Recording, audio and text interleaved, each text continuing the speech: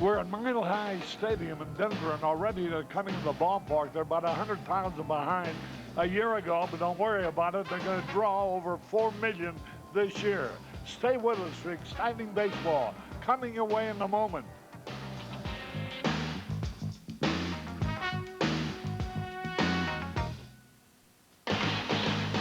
is the first game of the 1938 World Series.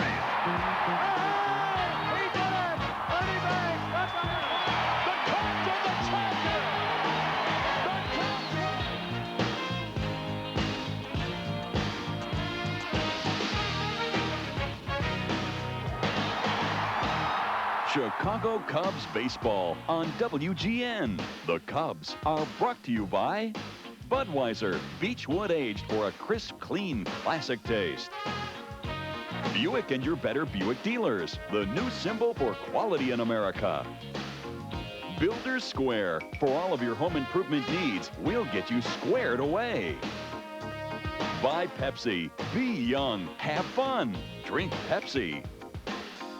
Aflac, insuring over 38 million people worldwide. The Chicago Tribune, #1 in sports throughout Chicagoland. And by Southwest Airlines.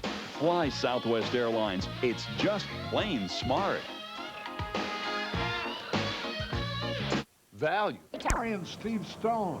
We're at Mile High Stadium in Denver, where they're drawing 100,000 less than they did a year ago, but don't worry about it.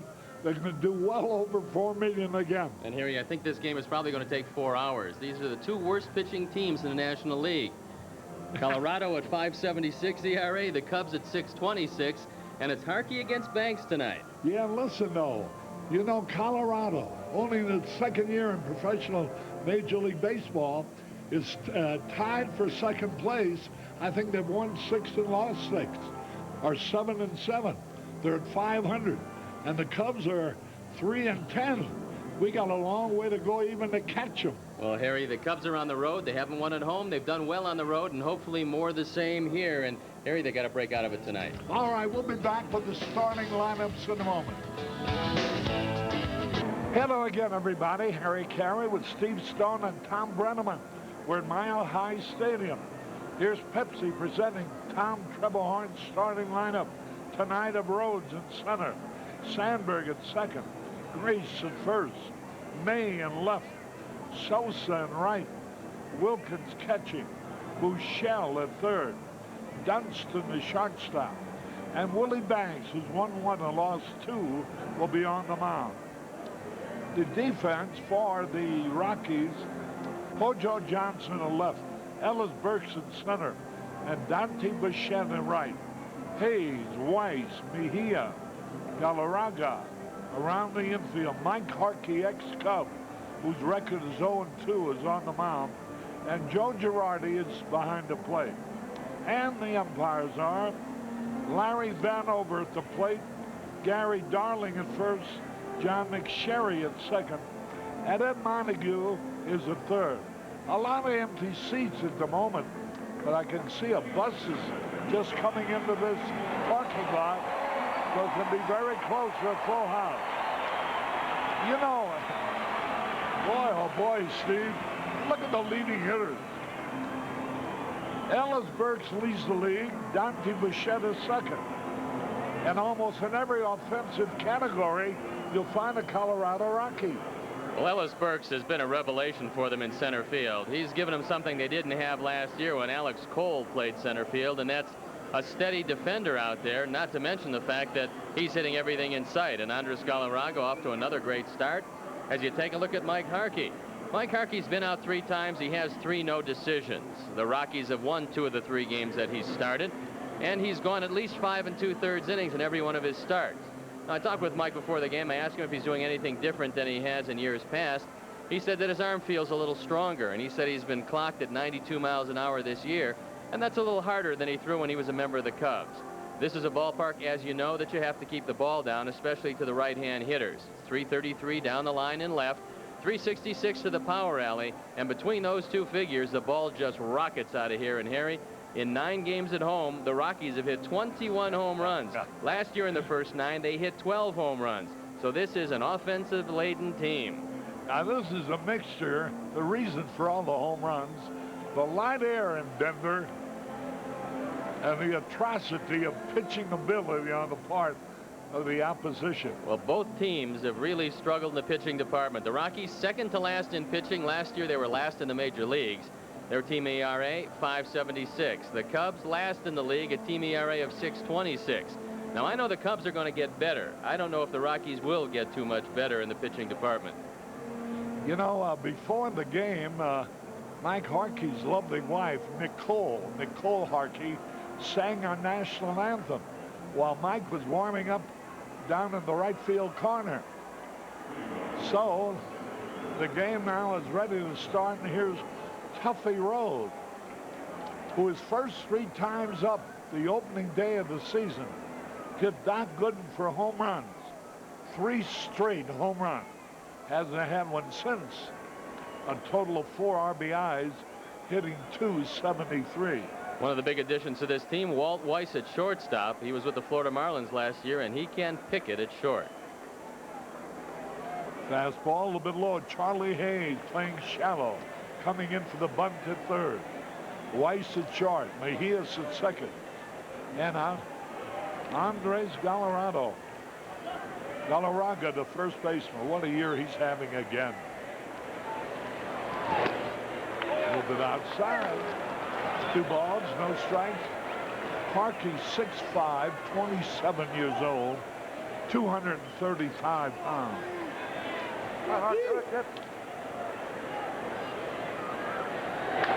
He swings and he fouls it off.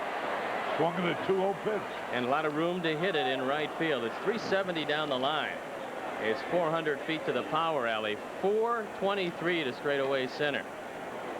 So you can hit it a long way in right without getting it out. In fact, last year only 24 balls went out total in the right field seats. Many, many more hit to left. Line shot, left center field, going deep, extra bases. And on his way to second is Tuffy Rhodes. That's a way to start a ball game. A line double into left center. This shows you what happens when you fall behind any hitter, and Mike Harkey fell behind 2-0.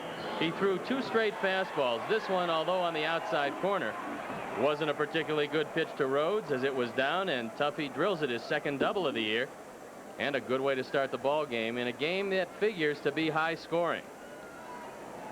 Harkey's earned run average is 5.79. Willie Banks 5.65. We ought to win this game by a fraction of a point. Here's Sandberg taking a strike. Harry. Rhinos 308, 1 homer, 5 RBIs. Unless Sandberg gets something he can drill inside, he should be thinking about hitting the ball to the right side and moving along Rhodes. The run's out there to get, and you want to get him home early and get on top. Curveball a little bit inside, came around the plate. Missing the inside corner. 1 ball, 1 strike. Harkey's best year was his first full year with the Cubs in 1990, when he won 12 and lost 6. Ball is low. Again, he's 2 balls and a strike. Once again, a hitter's count, and the more Mike Harkey falls behind 2-0, the straighter that fastball will appear. So let's see if Joe Girardi, who knows Ryne Sandberg very well, goes to a breaking ball away. Now the pitch.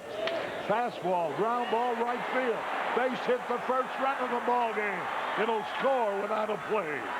1-0 Cubs. Sandberg 6 RBI of the year. Once again, a hitter's count, and once again, a hard hit ball as Sandberg, realizing it was going to be away, goes that way and gets the base hit. Now watch Tuffy Rhodes. This one, a fastball low and away, and Sandberg doing the right thing, going to the right side. It's pay dirt, driving in his 6th, and the Cubs on top early. Harry, it's going to be a slugfest. Here is Mark Graves hitting 135 for the year.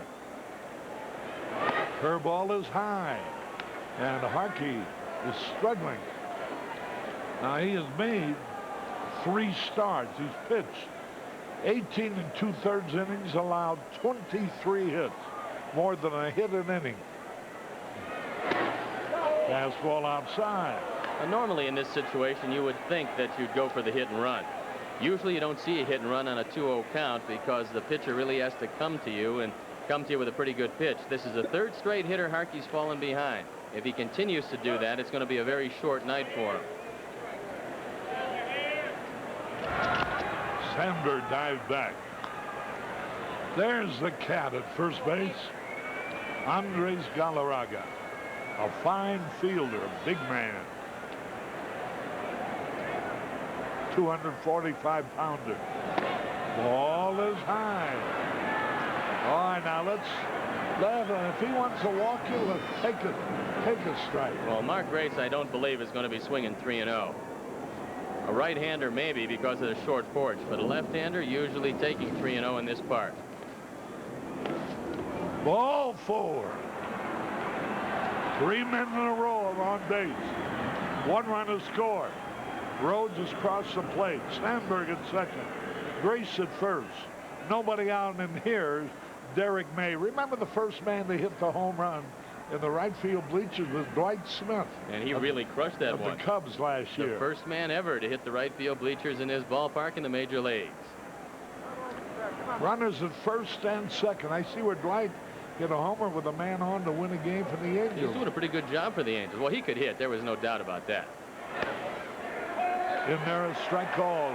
Caught the inside corner, a slider.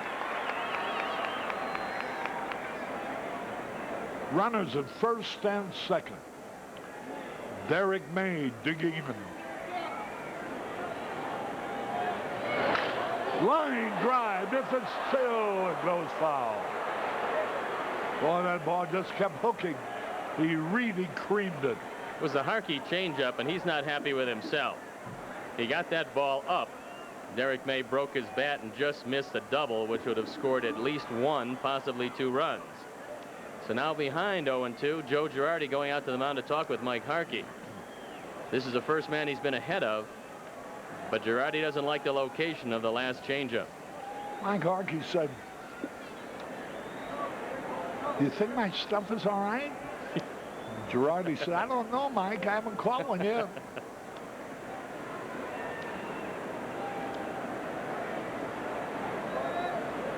Oh, 2 the count. Runners at first and second. Neither of these teams has a complete game this year. So this will be a game where you'll see some relievers. Fouled it out of play almost through the fastball by him.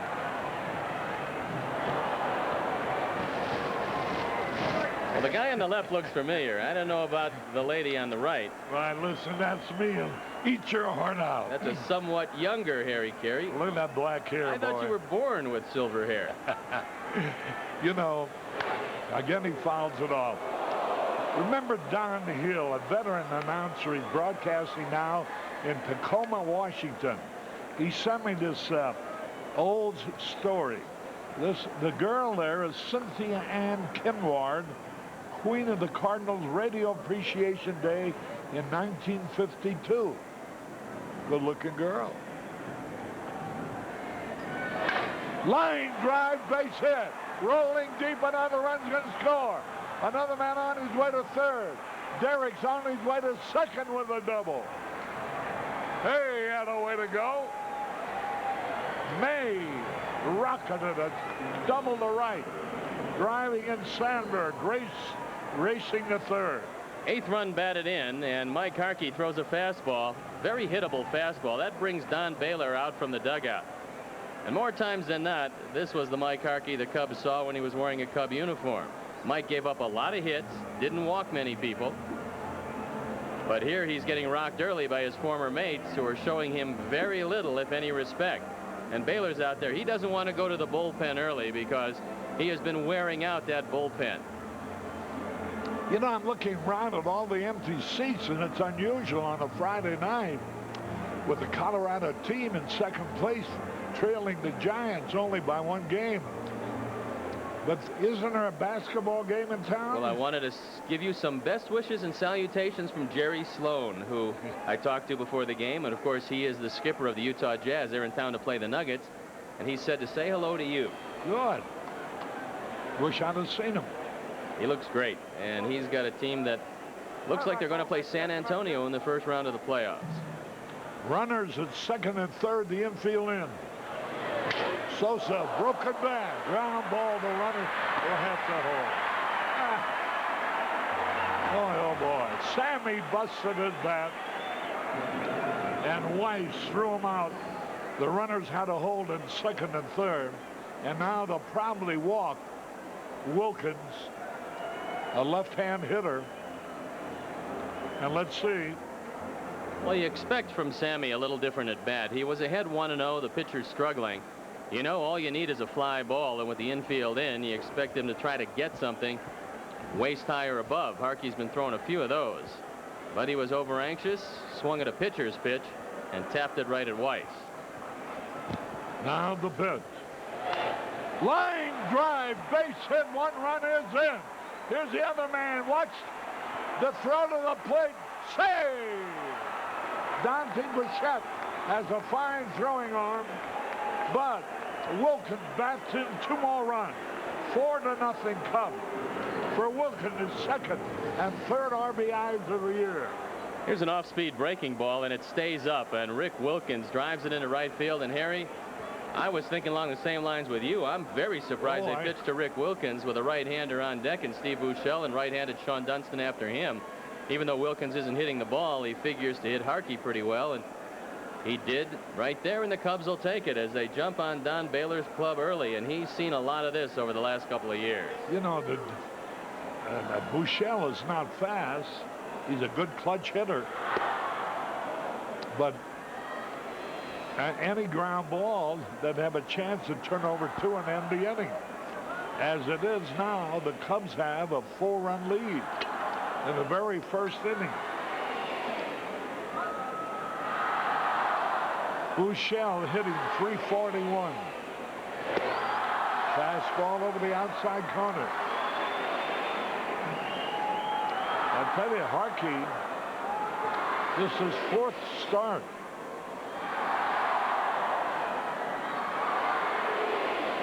They have in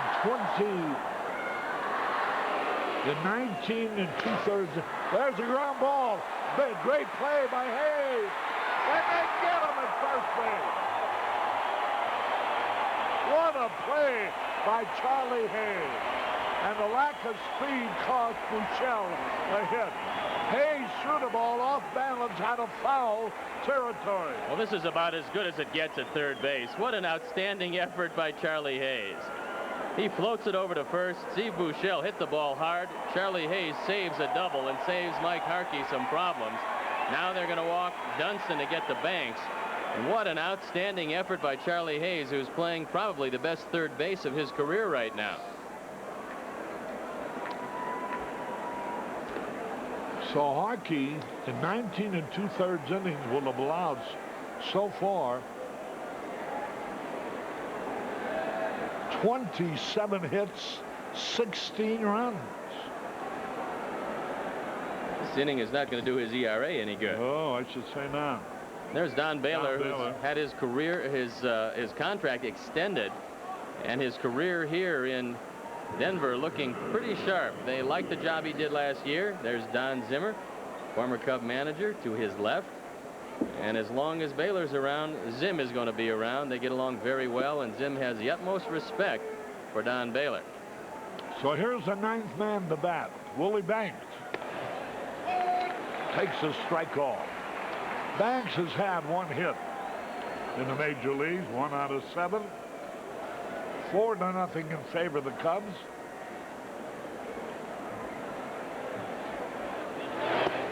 Swung and he missed the curveball. Banks is probably saying, look, you threw these meatballs to all of our other hitters. I come up, you throw a slider on the outside corner at the knees and a curveball breaking out of the strike zone. Why me? High pop fly. He hung a curveball, and boy, Banks had a good cut, and that retires his side as Howard Johnson makes the 10th. 4 runs, 4 hits, 2 men left. We go in the bottom of the first. 4-0 Cubs. At Mile High, here is Don Baylor's starting Rocky lineup of Walt Weiss is short. Joe Girardi catching. Bichette in right. Galarraga at first. Hayes at third. Burks in center. Johnson in left. Mejia at second. And Mike Harkey on the hill. Pepsi presents the Cubs defense of May in left. Rhodes in center. Sosa in right. Buechele, Dunston, Sandberg, and Grace around the infield. Willie Banks with a 4-run lead. Will be shooting for his second victory of the year, and Wilkins is doing the catching, having already batted in 2 of the 4 Cub first inning run. There's a look at Willie Banks. Last time out against Atlanta, he went 6 innings, gave up 8 hits and 4 earned runs. He's walked 10 men in his 3 starts. He's gone 5 2/3 innings, 6 6 innings against New York twice and Atlanta once. And with a big lead, he wants to make sure he throws strikes in this ballpark. Walt Weiss hitting .271. Willie Banks, good fastball. Boy, there's a dandy, too. He started him off with a bullet. Strike 1.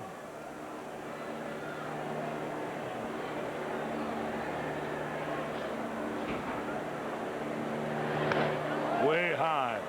Now, that's the only difficulty with Banks. He has great stuff. Good fastball, a fine change, not a bad curve. But sometimes he has a little trouble getting him over the plate. Tom Trebelhorn shaking his head with the last curveball. Hopefully, Willie will have a little bit of a better one tonight. Bouncing ball. Sandberg has it over to first in time. Now, there's 3 guys on this team that probably know Willie Banks pretty well, and that's Weiss, Bichette, and Ellis Burks. They all saw him in the American League, and so I'm sure they have filled in their Rocky teammates on just what Willie Banks throws, and that is a good solid fastball and a good straight change, one of the better ones in the league. Here's Joe Girardi out of Peoria. Northwestern University graduate, very popular wherever he's played. Chicago, now here in Denver. He signed a big contract, a 3-year job, guaranteeing him, making him a millionaire also.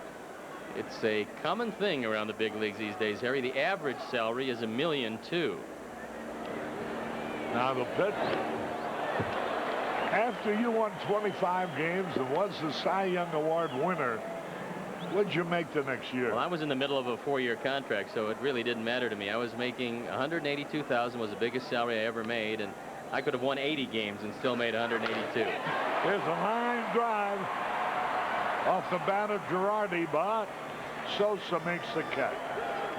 So $180,000. Well, that wasn't bad. How many years ago was that? That was for 1979, 1980, 81, and 82. At the time, the league average was $110,000. So you can see, Harry, in the period of just 12, 13 years, it's gone from $110,000 league average to $1.2 million league average. I wonder if these major league ball players send Marvin Miller a Christmas card. I bet you half of them haven't even heard of Marvin Miller. Well, they ought to sure read his book and see what he did for him. Well, having been in many of the meetings that Marvin held and knowing the importance of Marvin Miller at the time to the Players Association, he was absolutely a brilliant man. Here's the curveball inside. Dante Bichette, 6 homers, 17 RBI. You don't want to hang that curveball to Bichette. He is very strong, and this year he's about 20 pounds less, off to perhaps the best start of his career. And there's the run scored. Fastball inside, ball 3. Bichette last year hit 21 homers. That's the most he'd ever hit, either in the minors or the major. He's got 6 already, and he might get the 3-0 green light. It's early in the game. I know you're down by 4, but 4 runs means nothing to this Rocky team, not in this ballpark. 3 balls, no strikes. Strike at the knee. Boy, I tell you, there's no doubt as to who throws the hardest on the Cubs pitching staff. Willie Banks has a very good fastball, but he has to get something to go with it. And that straight change, when it's good and over the plate, is a very big weapon for him. There's a change, and he got way out in front and fouled him. Florida leading the Reds 2-1 in the 5th. Pittsburgh over Atlanta 2-1 in the 6th. Houston over St. Louis 2-1 in the 3rd. You know, this game comes back to bite you, Harry. One day after John Smoltz said they might not lose 2 games all year, the Atlanta Braves lost 2 in a row to the St. Louis Cardinals. Yeah, and they're trailing today. They could have a slump, 3 in a row. Hot shot. Hit a good fastball. And Bichette is on with a single to center. We keep telling you about hitters' counts, and anytime you see 2-0 or 3-1 counts in an at-bat, you can bet on an aggressive swing from the hitter. And it doesn't matter how good a pitcher you are. If you have the 2-0, 3-1 counts, you're going to give up base hits and home runs. Oakland leads the Yankees 1-0 in the 6th. Kansas City over Milwaukee 7-2 in the 5th. California leads Boston 5-4 in the 6th. Toronto over Minnesota 4-1 in the 6th. Here's a pitch. Strike call. Baltimore all over Seattle 8-1 in the 6th. And the Tigers lead the White Sox 2-1 in the 3rd. And Texas over Cleveland 2-0 in the 2nd. Galarraga has really made a home for himself here in Denver. All these fellas have. Dante Bichette.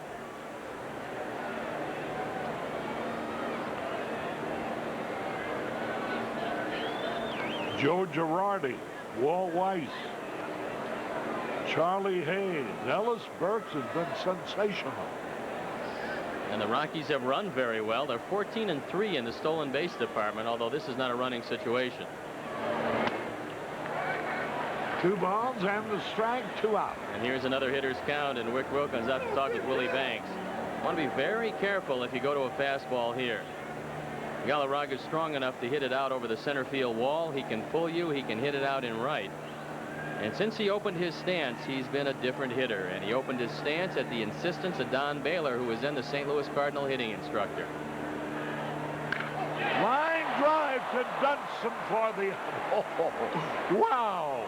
Did he ever cream that ball? But right at Dunson for the out. No runs, 1 hit, 1 left. At the end of 1, the Cubs are out front 4-0. Is WGN Chicago. Harry Caray and Steve Stone. There's Chunk on the air talking to Tom Trebelhorn. Chunk is the coach in the dugout.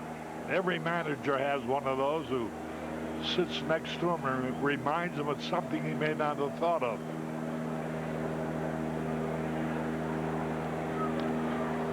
Rhodes has started it all with a double. This time they get him easy on a ground ball to Galarraga.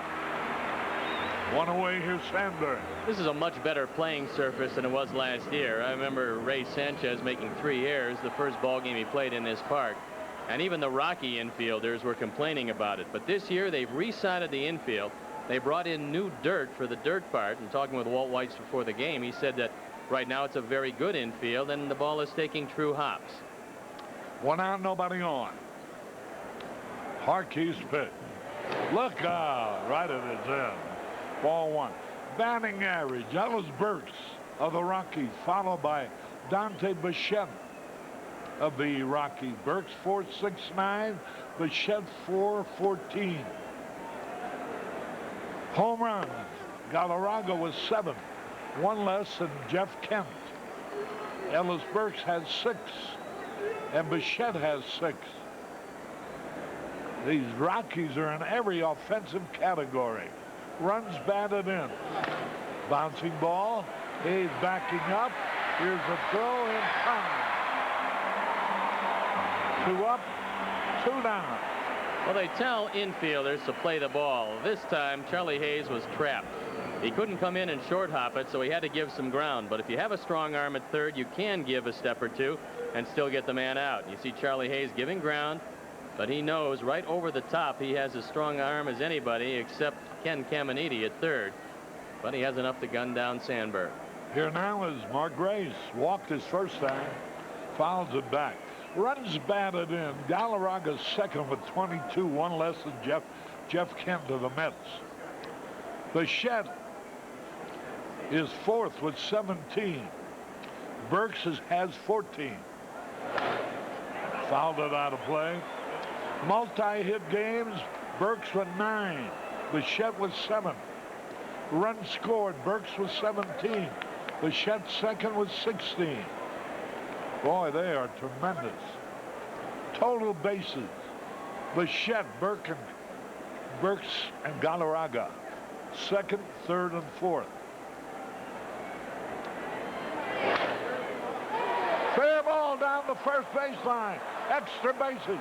Grace around first. On his way to second. Around second. He's going to try for third. Here's the throw. Not in time.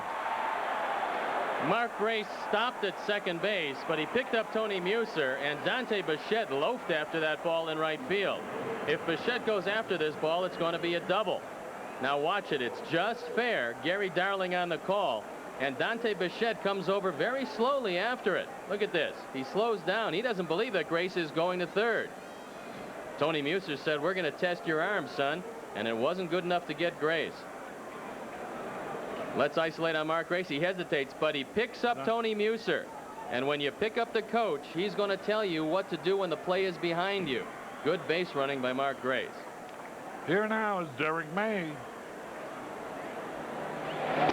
He drove in a run with a double in the first. Wilkins drove in 2. May 1 and Sandberg 1. That's how the Cubs got their 4. Ooh, he had a good cut.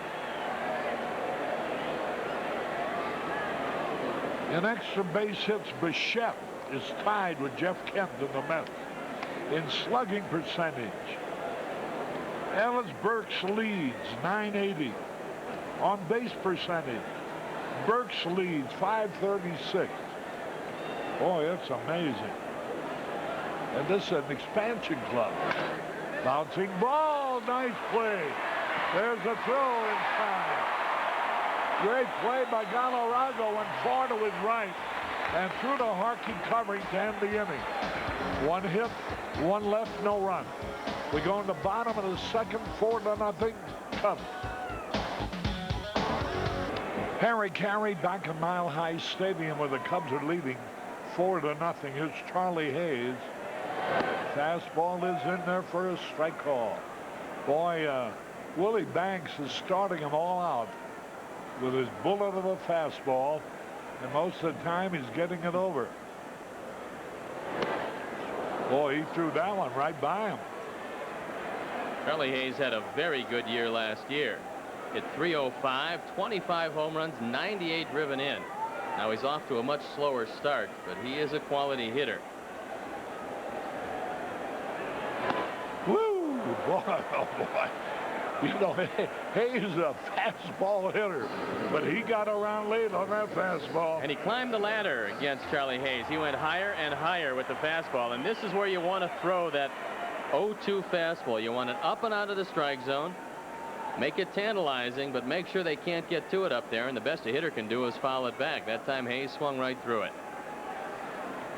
You know, a lot of people have mentioned, here's the pitch, curveball this time, strike call to Ellie Burks. Was with the White Sox a year ago, having a tremendous season with the Rockies, hitting .469. Fastball is high. Willie Banks is not going to surprise Ellis Burks because Ellis Burks saw him for the last couple of years, and there's major league batting averages with Burks and Bichette leading the entire major leagues. There's a drive way back, but Dusty Rhodes makes the play.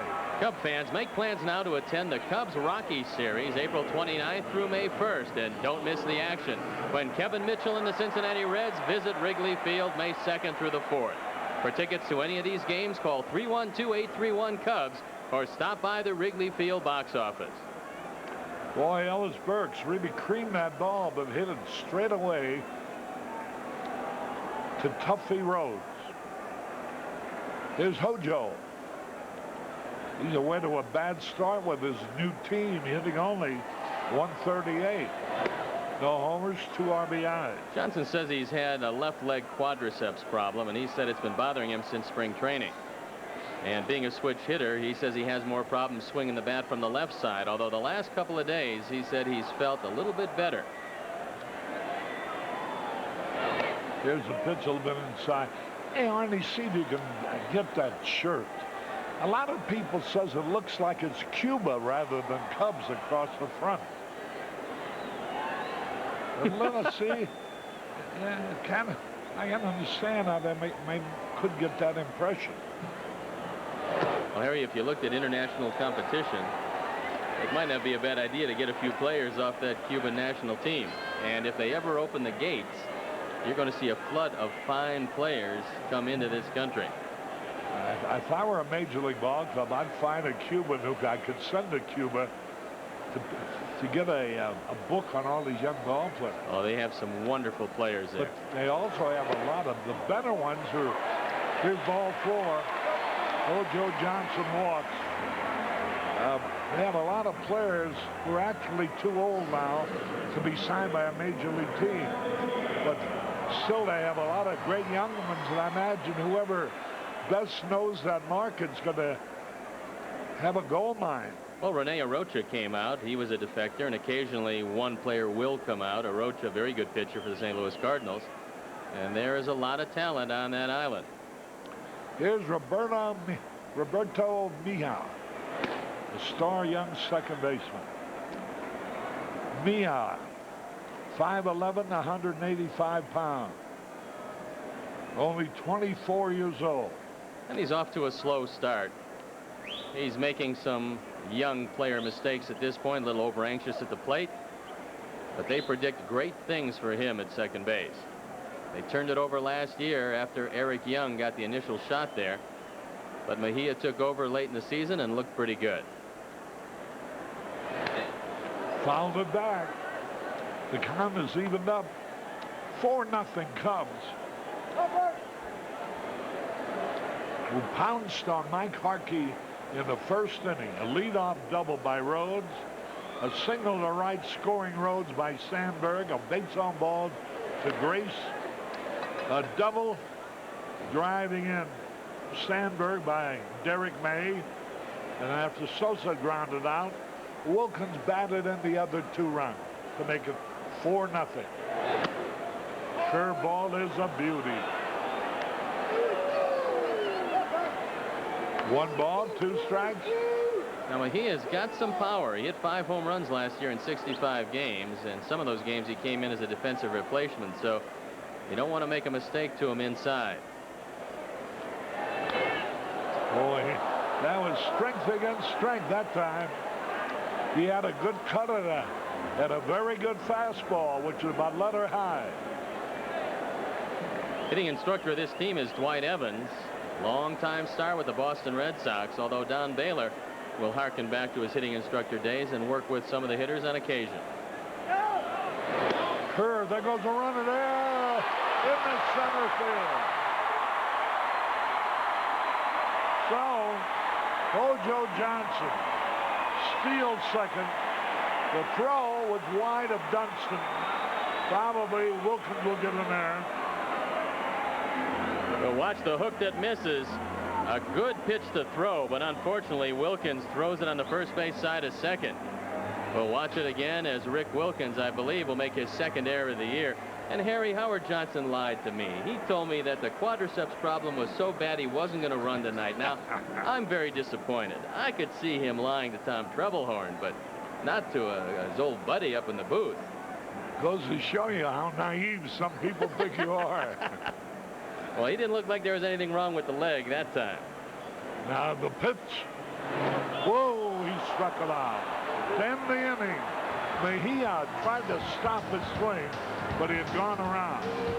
No runs, no hits, 1 error, 1 left. At the end of 2, the Cubs lead 4-0.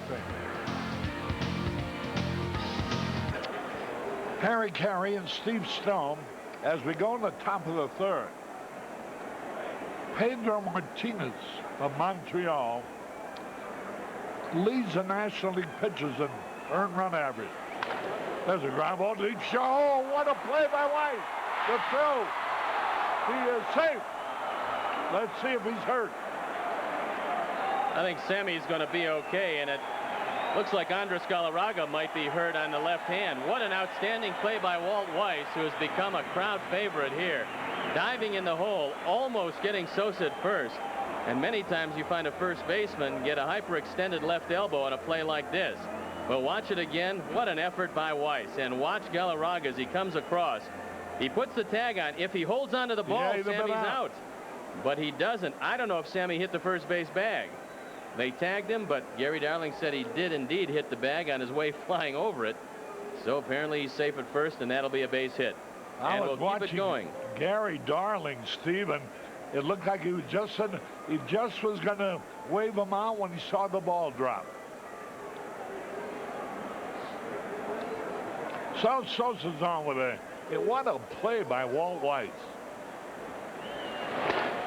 Here's the pitch high. Weiss made 2 plays the other night here, Harry. This is the 7th game of a 9-game homestand, and the fans didn't see it all last year, so he is spoiling them this year at shortstop. He can pick it down there. We told you that before the game, and what a play that was. I can't understand. Why in the world would Miami get rid of a shortstop like that? I don't know, but he really solidifies this whole infield for the Colorado Rockies, and they were ecstatic to get him. There goes Sammy. Here's the throw, and he is out. Boy, oh boy, they're throwing Sammy out quite a bit. That's the 4th time they've gunned down Sosa this year. The Cubs now 6-7 in the stolen base department. Conversely, the Rockies 15-3. And Girardi comes up firing. Good tag by Walt Weiss as he moves across the bag, puts the tag on. Big John McSherry on the call, and Sammy is in a base running slump. 1 out of 5, and that's not too good. He's stolen 1 and thrown out 4 times. 2 balls, 3 balls now, 3-0. I think Sammy's one of them 3 or 4 who have the privilege of running whenever they want to. The idea being that they know when they can steal, and all 3 good base stealers.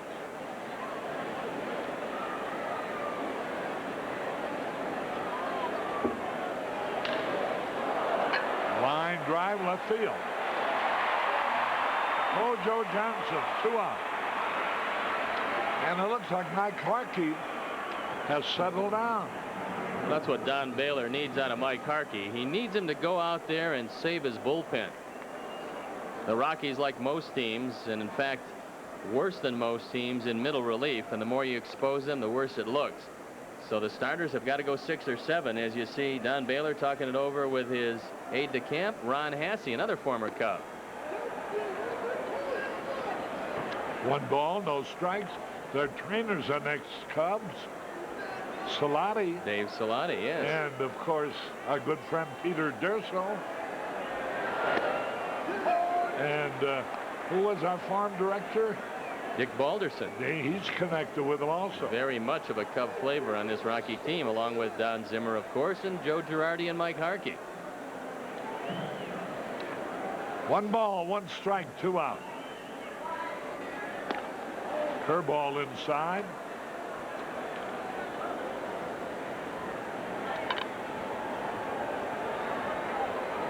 I don't know. Harkey's probably in tip-top shape. Bouncing ball. Again, Hayes backs up. Throws the first to the out. So, no runs, 1 hit. Nobody left. Bottom of the 3rd, 4-0 Cubs. Harry Caray and Steve Stone. Tom Brenneman will be along at the end of this half inning. There's our Aflac trivia question. Well, well, well. That's a good question.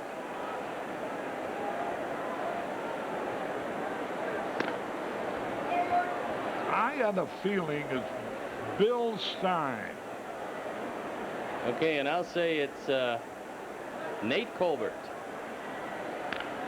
Ground ball foul. Harkey leading it off. Pretty good hitting pitcher.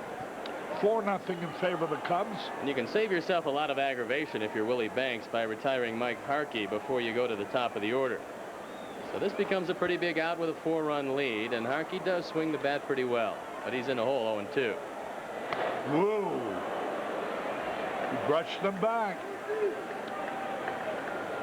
1 ball, 2 strikes. The Cubs have out-hit them 8-1, or 6-1 rather. He swings and he misses, striking out. Let's pause here for identification. Round up the kids. It's time for Cartoon Crate.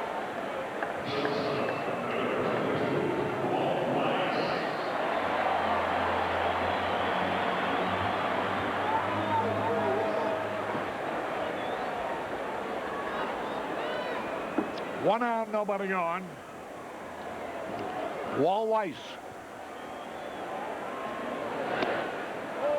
1 ball, no strikes. You always have to watch a bunt with Walt Weiss, who's trying to adjust to the #1 spot. Last year he hit 8th with the Florida Marlins, and he hit 8th and 9th with the Oakland A's in the American League. There's a pitch a little low. Buechele is in at third base, as you see. Mark Grace in at first base, trying to take away the bunt, or the bunt possibility. Wall Weiss.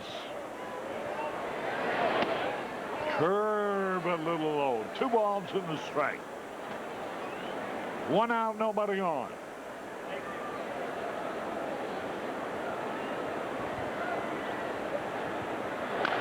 Bouncing foul. So far, Willie Banks has been ahead of most of the Rocky hitters. And he's cut through the lineup the first time in rapid dispatch. This is a pretty impressive outing so far in a very tough park to pitch. You know, last year the Cubs were 8-4 against this Rocky team. They dominated them in Wrigley Field. They were 5-1, but they split 6 games here in Colorado. 2 balls, 2 strikes. Ground ball, Sandberg, easy out. 2 away. Here's the answer to the Aflac question. Gary Sheffield, that's what I was going to say. Well, it just shows you folks at home that this quiz is on the up and up. We're both wrong. 2 out, nobody on. And here is Joe Girardi.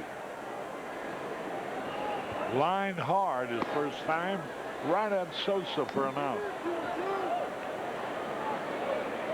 Remember, the news tonight will follow the ball game immediately.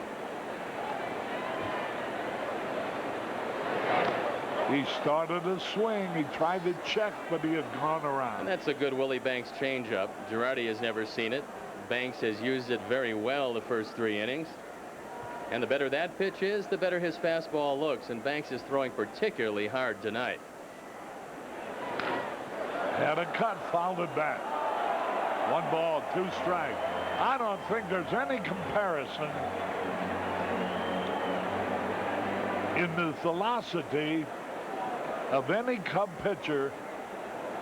Willie Banks would stand out above all of them by a large margin. The next closest probably would be Steve Trexler. Randy Myers, I think. You're talking about starters. Yeah, starters. Oh, starters, no doubt. There's a pitch outside. For starters, Willie Banks lays over the field. Willie's fastball around 92, 93 miles an hour. Steve Trexler was throwing around 89. He would occasionally get it up to 90 in his last start. Ooh, just barely missed. 3-2. 3 balls, 2 strikes. Dante Bichetti is next. He has their only hit.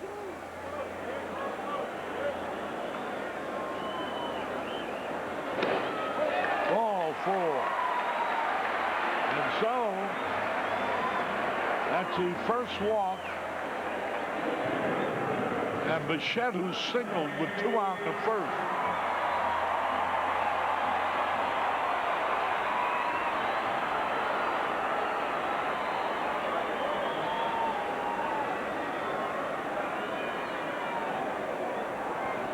Well, One thing you really hate to do is walk somebody ahead of a home run hitter, and Dante Bichette has been all of that this year. So Banks is going to have to be careful. It's a very inviting short porch in left field. 30-year-old outfielder, great throwing arm. Bichette came in last year close to 250 pounds and is much slimmed down to start this year, and that, as much as anything, is responsible for a very fast start. There's a fly ball going to be caught. Sosa's there to retire the side. No runs, no hits, no errors, one left. Harry Caray from Mile High Stadium, where at the end of 3, the Cubs lead 4-0.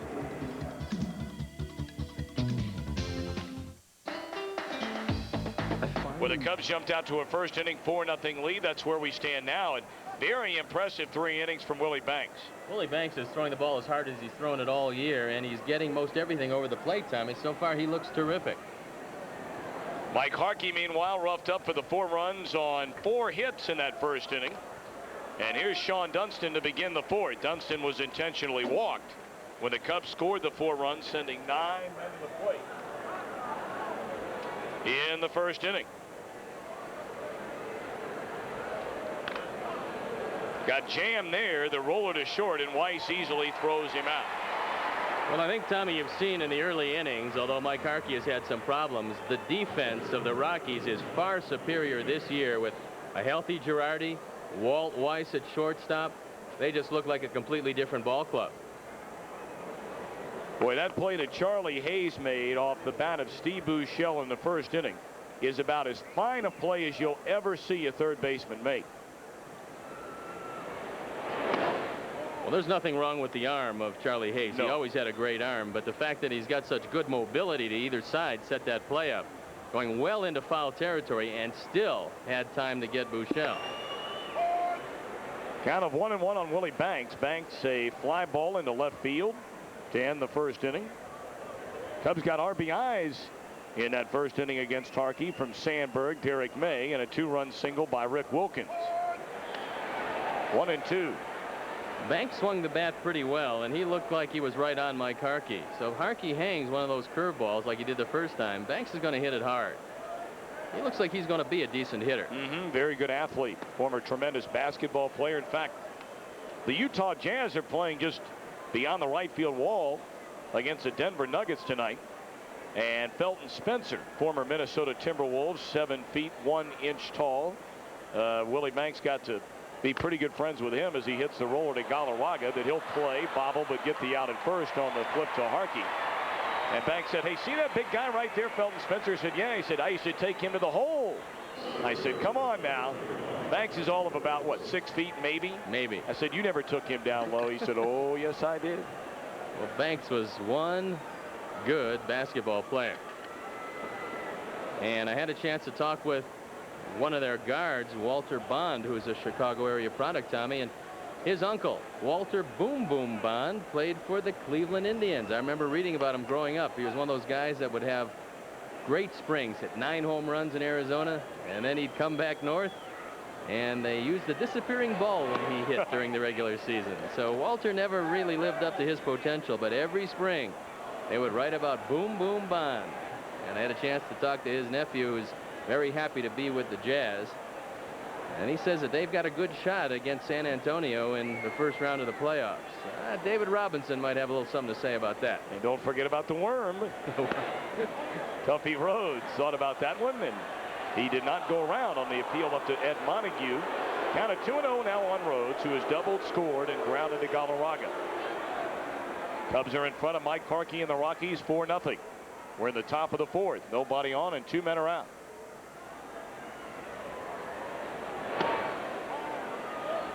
Really is quite a gorgeous night for baseball here in the Mile High City tonight. It was threatening rain before the game, but so far not in evidence. As you say, see a crowd upwards of 70,000 here tonight, they expect. Tommy, 190,000 projected to be here for the 3-game series, which caps off a 9-game homestand for the Rockies. They're right at 500, just 1 game behind San Francisco in the National League West. Giants having a tough time really putting any kind of consistently good baseball together. And they're just not getting any hitting. Pitching's been all right. But Barry Bonds, hanging around the 220s, and Robbie Thompson about the same. I'm going to wonder in the long run if they're going to miss Will Clark a little bit more than they might have thought. They might. And Tommy, it's not only his numbers, because the last couple of years he was there, his numbers were not staggering. And they were dwarfed by Matt Williams last year and, of course, Barry Bonds. But he gave that team a fiery attitude, a leadership in the clubhouse that might be they're missing this year. Ball 4 to Rhodes. Third walk of the game for Harkey. He walked 2 in the first inning, 1 intentionally. And that'll give Sandberg his third chance of the game, and we're only in the 4th inning. Now, Rhino reached out in the first inning and drove a ball into right field for an RBI single. Second time up, Mike Harkey came with a good high tight fastball to knock him back off the plate. This should be a real interesting at bat to see where Harkey goes with Sandberg. Rhodes a good lead, and there he goes, and then he stopped. Well, he came in with a fastball in the inside corner there. Cubs have just not been running this year. They're 6 and 7 in the stolen base department. And anytime you are not at 70 to 75% as a team, you're just not getting it done. And that went up over Sandberg's head, but a breaking ball that just got away from Harkey. I don't think that one necessarily was trying to send any kind of message. The message that one sent was that Harkey's having trouble with his curveball tonight, as that one sails over the head of Sandberg. Well, I will tell you, if he comes back with another inside fastball, Rhino's going to hit it out of the park. He'd best stay away if he wants to keep it in the park. Oh, the professor going out on a limb here. That's so unlike you. Well, Sandberg is as good an inside fastball hitter as there is in this league, because he's opening up on most everything, looking for the ball in there. There goes Rhodes, and it's popped in the air. Should be an easy play for Mejia, the second baseman. The inning is over. No runs, no hits. One man left. We have played 3.5 here in Denver, Colorado at Mile High Stadium, and the Cubs are rolling right along. No, don't get worried. Tom Trebelhorn doesn't need to go to the bullpen quite yet. His starter, Willie Banks, thank you very much, throwing exceptionally well through 3 innings, has a 4-0 lead. Willie has only given him 1 hit, and that was a 2-out single back in the first inning to Dante Bichette. It'll be Galarraga, Charlie Hayes, and Alex Burks here in the Rockies' 4th. Well, I will tell you, Tommy, this is a big inning because you're going through the heart of the order. It's the second time they will have seen Willie Banks tonight. So it becomes a very big inning for Banks to try to hold this explosive club down. And you have to figure, and Stoney, you certainly would know a lot about this, having jumped from the National to the American League. The pitcher should have, as you look at the home run leaders, and Galarraga just 1 behind Kent, the pitcher should have the early advantage. First time these Rockies have ever seen him. And certainly the first time through the order. That'll be a foul ball, 2-1 to Galarraga. Now, the Rockies in this ballpark were dominating even last year. And the thing that held them down was the fact that their pitching staff couldn't get anybody out. But as far as offensively, they are mighty tough. The advantage a right-hander has against this team is, with the exception of Weiss and Johnson, it's an all right-hand hitting lineup. Into right field, a long run for Sammy near the line, but it drops foul and out of play. I'm going to give you numbers, Tommy, that will tell you why there are more runs being scored and why the offenses have taken over this year. In all of baseball, saying that the teams, every one of the 28 has played approximately 15 games. Pencils out to 420 games. In both leagues right now, there's only been 21 complete games. That is 5% complete games. And what that means is, with only 5% complete games, the bullpen are in more than ever before. And every team, with the exception of maybe 3 or 4, has tremendous problems in middle relief. And that's one of the reasons why there's a lot more scoring. And also, the ball is juiced up, folks, regardless of what they tell you. Eric Young hit a home run here. He hit 5 in his entire career. He hit 1 to the opposite field in this park. And that is a blast. Wilkins unable to hang on, so Galarraga still alive at 2-2. And I'll tell you the other thing, Stoney, I think I'm starting to agree with you. I'm not sold yet about the ball being juiced. I'm almost there. But The strike zone every single season continues to shrink, shrink, and shrink. And there's no way that when you get it down to the size that it is now, that hitters can't be hitting the ball. Shallow into right field. This could be trouble. Grace makes an over-the-shoulder grab. What a play that was by the two-time Gold Glover down at first base. Mark Grace showing you why there's 2 Gold Gloves on his mantle. This is a tough catch. You're running with your back to the infield. You have to make the over-the-shoulder grab. And no way Sammy can get to this one. This is a double. If Grace doesn't get it, it's well in fair territory.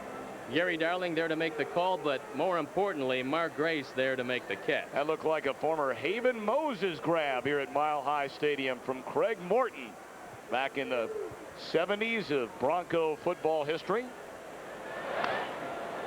Don't forget Lionel Taylor. Well, they have quite a few names that are very difficult to forget. Well, the Ring of Fame all the way around. You see Craig Morton, Haven Moses. But see, I knew that already. I didn't need any help. Oh, sure. Floyd Little. Lloyd Banks threw that one right by Charlie Hayes. Well, he knows Charlie Hayes from Hayes' days with the Yankees. One more high fastball, and that's how he struck him out last time up. If he throws one high, inside, just out of the strike zone, it's going to be strike 3. Let's see if he goes up there again. And if Wilkins remembers a first at bat.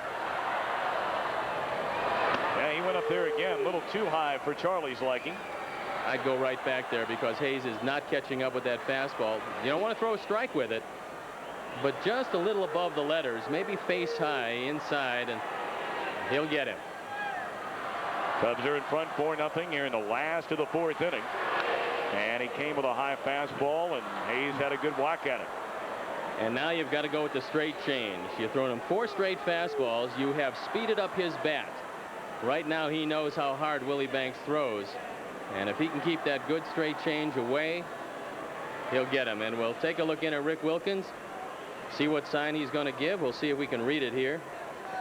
And that's the changeup, folks. Let's see if he gets it away and down. He does, and down goes Charlie Hayes. 4 strikeouts in the game now for Willie Banks. He's gotten Hayes twice, the fastball and now the changeup. Good change, good motion, good spot for it. And Tommy, I started my career as a catcher, you know, back when I was very small, about your size.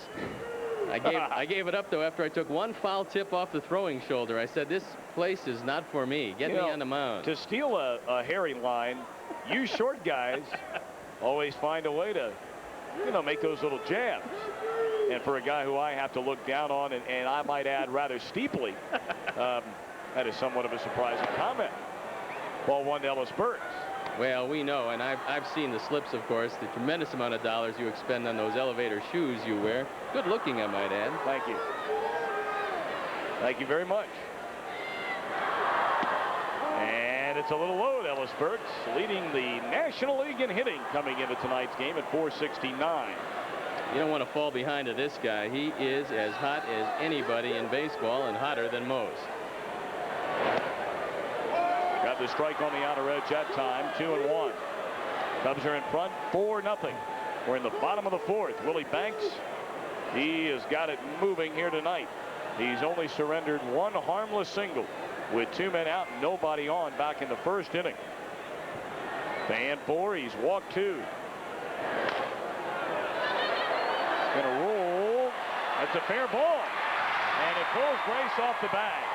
Well, Buechele got trapped on that ball, Tommy, because he was coming in aggressively. As soon as this ball was hit, you know that Ellis Burks runs well. You've got to stay back and hope that the ball rolls foul. I think it would have, but he caught it 2 steps in front of the bag. Right here, Buechele commits himself. He comes in and watch the ball. If he just stays back, this ball's going to be foul. As it turns out, there's no chance to get Ellis Burks at first, so he gets a base hit, keeping that lofty batting average up there right at the 470 mark. And keeps the inning alive for Howard Johnson, who has fallen on some hard times here in the Rocky Mountain time zone. Boy, to say the least. Johnson, at one point last week, struck out 7 straight times at bat. But that was deceiving, Tommy, because he wasn't swinging the bat all that well. 1 on, 2 men out. I'm glad you said that. Howard Johnson's a pretty tough guy. Well, I talked with him before the game, and he's already misled me. Harry and I talked about it earlier. He told me the quadricep muscle was really bothering him, and he wouldn't steal tonight. Now, why would you lie to a nice fella like me? Because the first time up, he got on base via the walk and promptly stole second base. Well, I'm not surprised by it at all. 1-1 to Johnson. That was a good changeup, and Howard Johnson geared up for the fastball. Swung right through it. Watch it again. Watch the hands come forward. Your weight can shift. Once the hands come forward, there's nothing in the swing. And Johnson, who normally is a dead pull hitter, especially from the left side of the plate, this is a man you want to stay away from. You'll get that ground ball to second base if you do. Pulled foul, and it goes to 1-2 on Johnson. Burks this season, 2 stolen bases and 3 attempts. Rockies 15-3 in the stolen base department, so Don Baylor has them running. However, they don't run near as much in this ballpark with the thunder they have in the lineup as they will on the road. And you can understand it when you've got home run hitters right through the middle of the order. You don't want to get yourself taken out of a big inning by getting thrown out stealing a base. Burks over at first. 2 men are out. And it's 1-2 to Howard Johnson. Burks diving back in safely. Cubs, of course, trying to end a 6-game losing streak. Wouldn't be surprised if Burks would be running here, though, Tommy, especially if they're guessing changeup away from Johnson. I would think that Ellis, taking a long look down at Popeye, Don Zimmer at third base, just might be given the go-ahead. Not yet. And there's a chopper to Sandberg. And there's a ground ball, and they get the easy out. 1 hit, 1 man left. We go to the 5th in Denver's Mile High Stadium, with the Cubs still blanking the Rockies 4-0.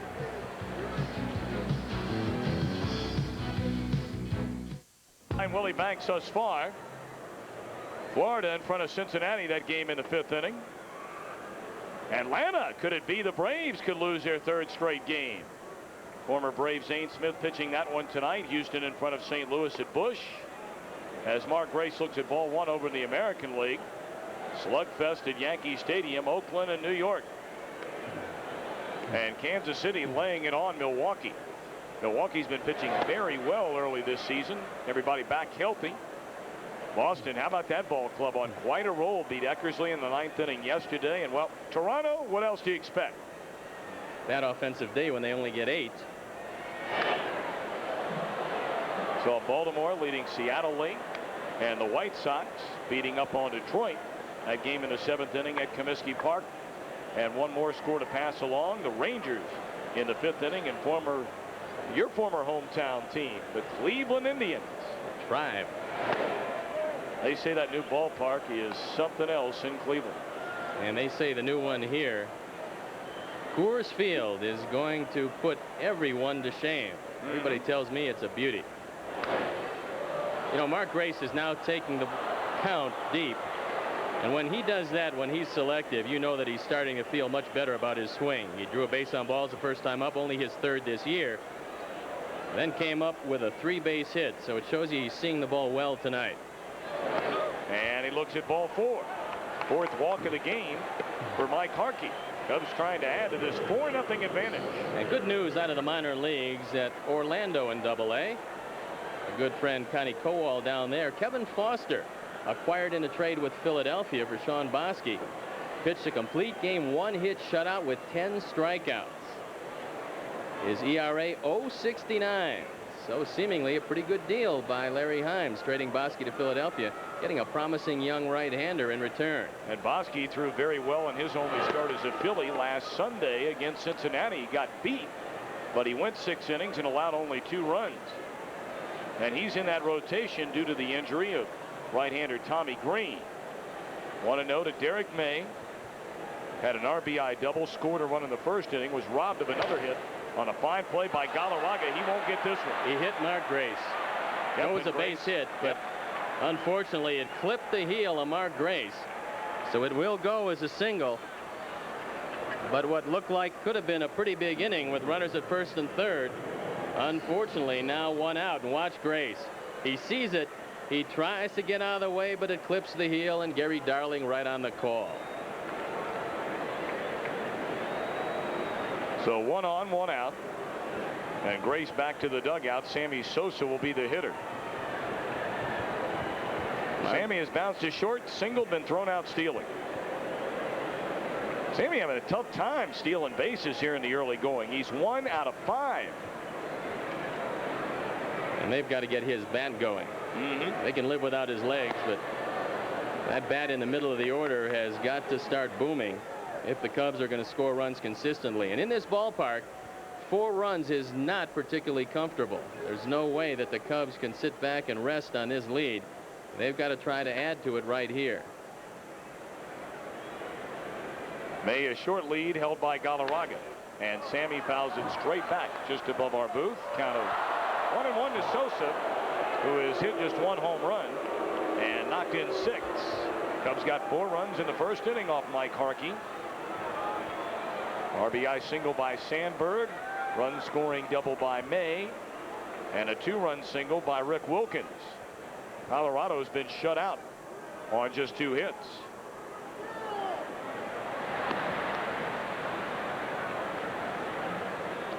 We invite you to be with us tomorrow afternoon for game 2 of this series. Pitching matchup in that one will be Mike Morgan 0-2 against Greg Harris 0-1. Get underway at 2 o'clock. Sammy lifts one into left field, but room out there for Johnson. 2 down, and May back to first base.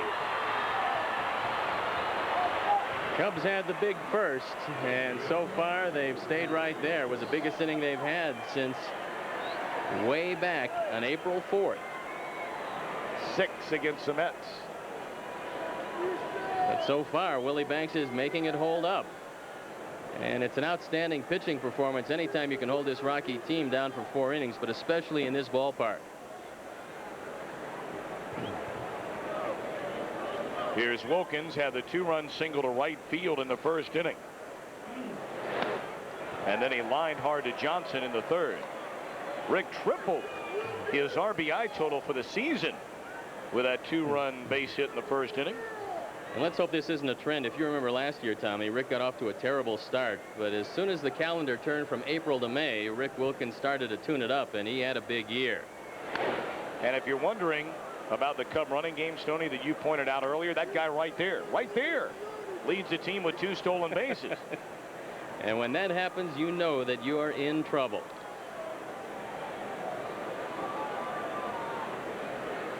Well, Mike Harkey has righted the ship, and he's done for Don Baylor what he truly needed, which was get him some innings. And that's what Harkey's done this year. He has 3 no decisions, but he has pitched some innings for Don Baylor. He's averaging better than 6 a start. Yanked foul, still 0-2. You know, Tommy, what I'm kind of surprised at is last year this was a good offensive club. I'm talking about the Rockies. And they went out, they got Walt Weiss, they got Ellis Burks, they got Howard Johnson, all to aid both their offense and their defense. And they made a lot of money, 4.5 million people. I can't for the life of me understand why they didn't address their need, which was pitching. I know they tried to get Mark Portugal. They offered him a lot of money. But after that, they really didn't attempt to shore up that pitching staff, and that was a disaster area. Well, I know they made a small run at Dennis Martinez, but Martinez, getting up there in his career, believed that Cleveland had a better chance of contending than the 2nd-year Rockies franchise. But you're right. And where they've really been hurt again this season is in the bullpen. The first 3 games of the season, as late as the 7th inning, as Wilkins strikes out, the Rockies were in front of the Philadelphia Phillies, only to let all 3 games slip away. We head for the bottom of the 5th. Cubs still lead 4-0. Tom Brenneman, Steve Stone back at Mile High Stadium in Denver, Colorado, where we head for the last of the 5th inning, and the Cubs are holding a 4-0 lead. It'll be 8-9-1. Mejia, Harkey, and Weiss. And Harkey, yes, he will bat. And there's ball 1. A Sunday, May 1st, Sammy Sosa Pin Day at Wrigley Field, sponsored by Connie's Pizza. First 20,000 fans attending the Cubs-Rockies game receive a Sammy Sosa pin. That ball hit down the right field line. Could it be that Sammy will make the grab? Well, you betcha. We had it planned all along. And for tickets, 312-831 Cubs is the number to call. See? What do you think about that? Tremendous timing. I've always said that about you. And you know, the ladies in the booth next door, Tommy, taking a picture of you. They asked you to move back. They did. Yeah. They definitely want me out of there. Well, you're wearing the same kind of sport coat that her father wore for so many years, and she wanted to just get a picture of it, see how it fit. No, I got a better deal on it than her father some. There's no doubt. You wouldn't be wearing it if you didn't. 40 years ago. But at least I can admit it. The difference between you and me is that I have paid for everything that I have on tonight. Everything you have on was given to you. No, this is Robert Hall's. This is. See? He didn't pay for that sweater. Take that to the bank. 0-2 now to Harkey. This is Robert Hall stuff, Tommy. Robert threw it out. I hauled it in. Just an outstanding performance so far by Willie Banks. And Don Baylor doesn't know why his club is not hitting Willie. But they're not doing much with him at all, as he is getting ahead of all the hitters, and he's been dominant from start to present. And there is strike 3 called to Harkey. He didn't like it, but Larry Vanover punches him out of there. That's a 5th strikeout of the game for Willie Banks. And just the fact that Mike Harkey batted 4 runs down in the 5th inning gives you some insight into what Don Baylor thinks about his bullpen. Harkey has settled down after the 1st. He doesn't want to go to that bullpen. They've given up a lot of runs, and he figures that his club is explosive enough to use 4 innings of this game and try to get back at Willie Banks and the Cubs. Here's Walt Weiss, 0 for 2, a pair of ground balls to Ryan Sandberg, and he takes down low for ball 1. Cubs are in front, 4-0. Willie Banks has only given up 2 hits, 2 singles, and there's that beleaguered Colorado bullpen. They have handed away a total of 6 games already this season in their 7 losses, where they had a lead going into the 7th inning. Well, their stopper has a 9-point ERA, an 0-2 record, and 1 save, and that's Darren Holmes. So he's really struggling.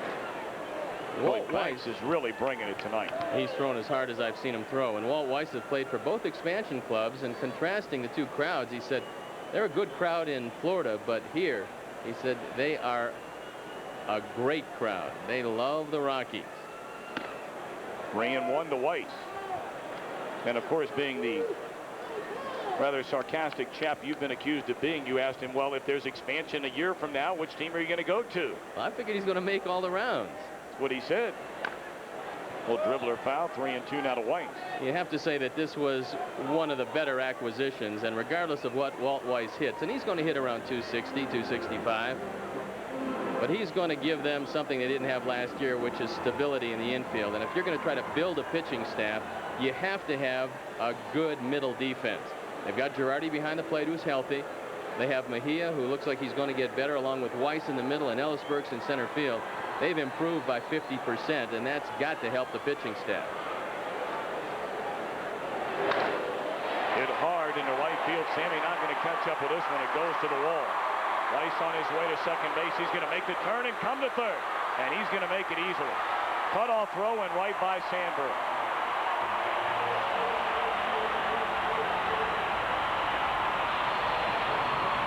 Fans here have not had a lot to cheer about tonight.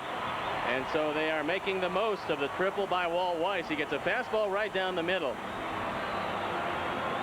The Cubs not playing him to pull, but pull it he does. And Walt Weiss off to the races, easily making it to third.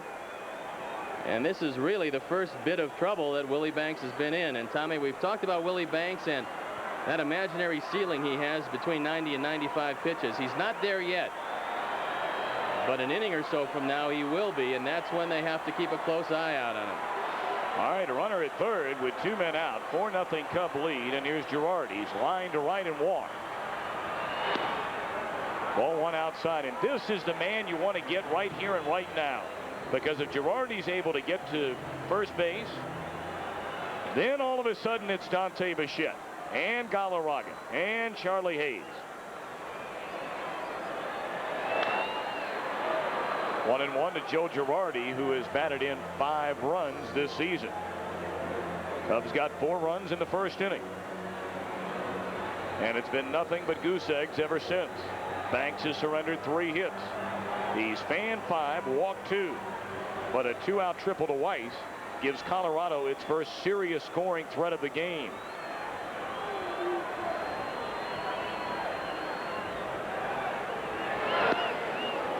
One and 2. Pretty hard to duck under a waist-high curveball. That's what Joe Girardi tried to do. Watch it again and watch Joe. This is a good curveball. Good rotation. And Joe's trying to duck under it, but Mickey Rooney might have ducked under it, not Joe Girardi. 1 ball and 2 strikes. Weiss is at third with 2 men out. And Banks turns it loose. In the dirt, it'll bring in a run. 4-1 ball game.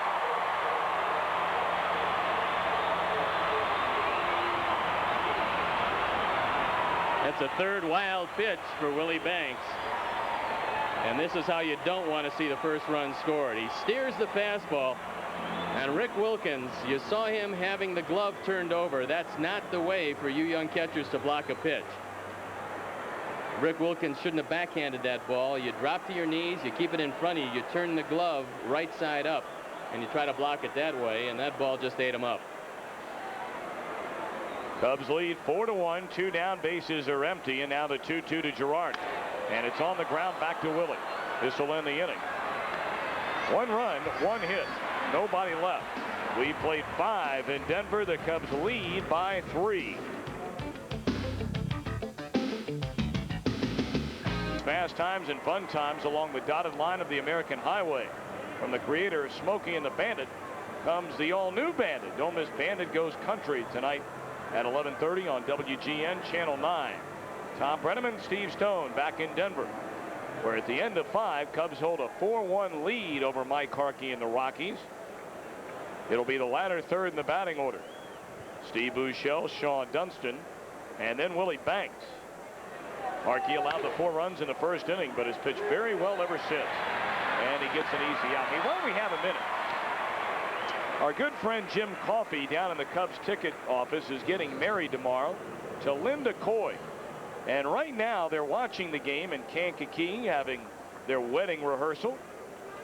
And we just like to send good luck and best wishes for a long and happy life together. The wedding's tomorrow, so Jim and Linda, hope you have a great night, a wonderful day, and enjoy your honeymoon.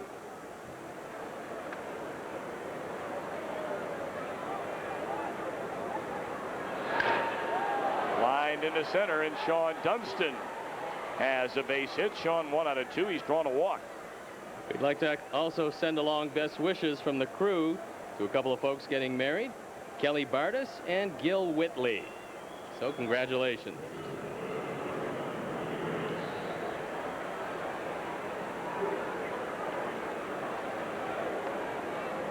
A ringing base hit for Sean Dunston. You would expect that Willie Banks would be laying one down here, and if he does, he wants to push it right at Andres Galarraga at first. Keep it away from Hayes. And Willie already showing the bunt. That was Harkey was trying to find out. He backed off the rubber, and Willie had already shortened up. Hayes creeping in at third, and there's a bunt. Foul to Galarraga. That was not quite what he had in mind. That ball bunted a little too hard, and he probably would have had a good shot at Sean Dunston at second. Andres Galarraga probably just a shade under Mark Grace defensively at first base. He's got great range to either side. I don't think quite as good as Mark, but as far as his hands, he's got very soft hands. Outstanding defensive first baseman. Tommy, that man could have been had for most anything because he was a free agent, and the Rockies got him for $600,000 last year. What a bargain that was. Yeah, well, the bargain price came to an end one season later as Harkey tags out Willie Banks because Galarraga signed that 1-year deal. He won the National League batting championship, and he went to the bank this winter. Well, he deserved to go to the bank after the year he had last year, and of course he became an instant crowd favorite, winning the batting title for an expansion team, the first time that's ever happened. And it couldn't happen to a better guy. Talking with Dwight Evans, the hitting instructor, he said that if I smiled in a month as much as Galarraga does every day, I would lead a much happier life. You ought to take heed to that advice. You ought to look into that. Well, you have to be careful about the wrinkles around the eyes, Tommy. You want to keep that very, very staid expression as much as you can. Now I understand it. After 5 years together, I finally have found the final piece of the puzzle. Rhodes rips one down the right field line, and that ball is off the wall. Dunston will score. Tuffy into second base with an RBI double. So the Cubs have now opened a 5-0 lead over Harkey and the Rockies here in the 6th. That ball was smoked. This ball got out of there in a hurry. It's a changeup by Mike Harkey, and the changeup was down, and Tuffy Rhodes just ropes it right off the wall. Dunston scores easily. So the sacrifice pays off. The Cubs have executed very well in this ball game. And Tuffy Rhodes with a couple of hits, 2 resounding doubles. He scored a run and now driven one in, his 5th of the year. Cubs would like to make it a 6-0 lead as Sandberg steps up there, 1 of 3. And he's down a strike with Rhodes at second base, leading off the game with a double in the 1st inning.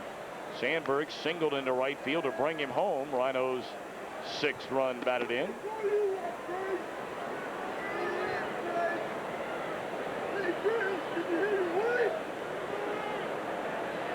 Five runs, 9 hits for the Cubs. Banks has surrendered just the 1 run on 3 hits. A ball, a strike on Sandberg.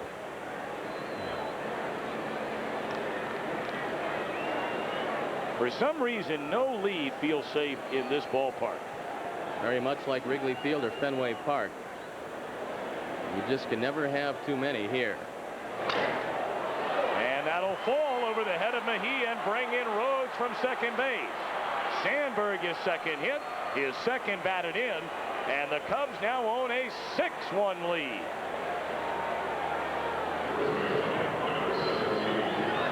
And perhaps Don Baylor, reflecting in the dugout, might now wonder why he did not go to the bench for Mike Harkey last inning. Because if that hitter would have gotten on, it would have had at least 2 for the Rockies, and that's Larry Barnard, the pitching coach. Falling down to the bullpen. Ripped into right field by Grace, another hit. Sandberg will stop at second. So with 2 men out, 3 straight hits, producing 2 Cub runs. And now the Cubs have 11 hits total on the game. And Grace, all of a sudden, Stoney, may have found that stroke. 2 hits, 2 walks. Well, I said it when he walked in the 1st inning, Tommy. That's what happens when a guy is in a slump. If he starts drawing a base on balls or 2, you know that he's seeing the ball well, and it's going to be just a matter of time until he starts hitting the ball with consistency.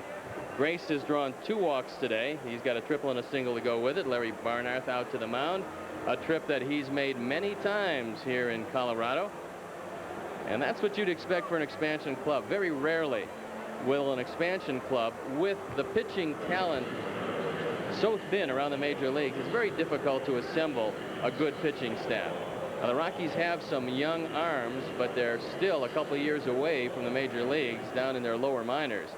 Well, it's going to be a while until they can assemble a staff up here that has any consistency, and that's another reason why, with all the money they made, 4.5 million people came in here last year.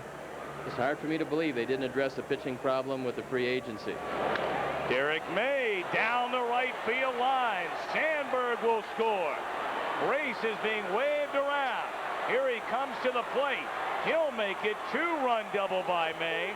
And the Cubs have opened an 8-1 advantage. 5 hits in the inning. And 4 huge runs. 10 driven in now. Another changeup. Another double. And 3 runs driven in for Derek May. And Mike Harkey getting shelled here in the 6th. 5 hits, 4 straight hits. Joe Girardi going out to the mound and telling him, I just got to kill some time. There's not much I can tell you right now. You're going to probably be coming out of this game, but we got to let Marcus Moore get a little warmed up in the bullpen. Well, Harkey's wife, Nicole, sang the national anthem tonight, and I don't think Francis Scott Key heard all the explosions being ringing out here tonight. So Baylor to make the pitching change. Cubs have scored 4 runs in the inning, own an 8-1 lead. We'll be back with more in a moment. Cubs have scored 4 runs here in the 6th inning, own an 8-1 lead. Harkey leaves in favor of Marcus Moore. We've heard a lot about this young man. Marcus Moore has a great arm, and all he needs is a little more consistency. And so far this year, he's shown it. 3.0 ERA, no record so far in 6 appearances. Last year, Marcus Moore was at Central Valley, Colorado Springs, and here with the Rockies. 3-1, 6.84 ERA in 27 games, all out of the bullpen. They eventually project Marcus Moore to be a starter in this rotation. And the way the rotation has gone this year, Marcus Moore might just get a start.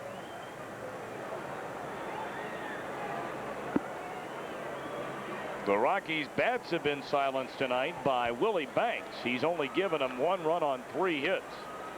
And the Cubs are pounding away at Colorado pitching. Sammy is swinging a miss. Sammy really the only man who hasn't hit one right on the money tonight. He has grounded to short, collected an infield single back in the 3rd inning, and fly to left field in the 5th. Marcus Moore, a big man at 6'5", 204 pounds, out of Oakland, California.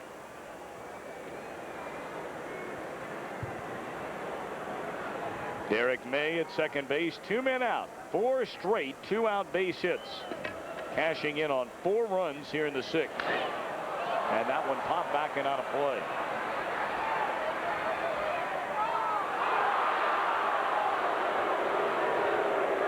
Eight runs, 12 hits against Harkey thus far. And of course, May is his responsibility at second base. Harkey only hung around 5 2/3.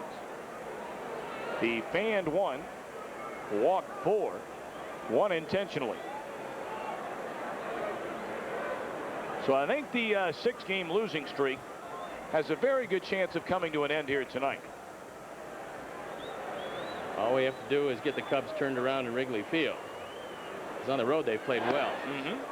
Beat Montreal 2 out of 3. I think that surprised even the 2 of us to some degree, looking at the pitching matchup going into that series and knowing what Montreal had coming back from a year ago. And they played well in Montreal and then split the abbreviated 2-game series with the Mets in New York. And of course, it's been all Cubs here tonight.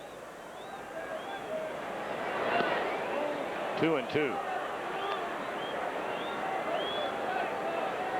Again tomorrow, it'll be Mike Morgan against Greg Harris. And then on Sunday, Steve Traxel against David Need. We'll get on the air at 2 o'clock Central Time tomorrow. No leadoff man. We go right to the ball game. That means you can roll in late. Down the left field line. If it's fair, it's gone. And it is a foul ball. Boy, he hit it a ton. There was no doubt about the distance on that one. But unfortunately, it hooked right before the pole. Ed Montague down the line, looking at it all the way. And Sammy probably hit it 420 feet. But it goes as just a long strike. There's the numbers against Colorado. If you remember here, Tommy, he was 6 for 6 en route to a 9 for 9 streak. That's 6 for 6 in 1 game in this ballpark. 2 men out, runner at second base, 2 balls, 2 strikes. And it's fouled back and out of play. Sammy getting some good cuts here against Marcus Moore. Moore hasn't shown anything off speed yet. If he does, Sammy's going to screw himself into the ground swinging at it.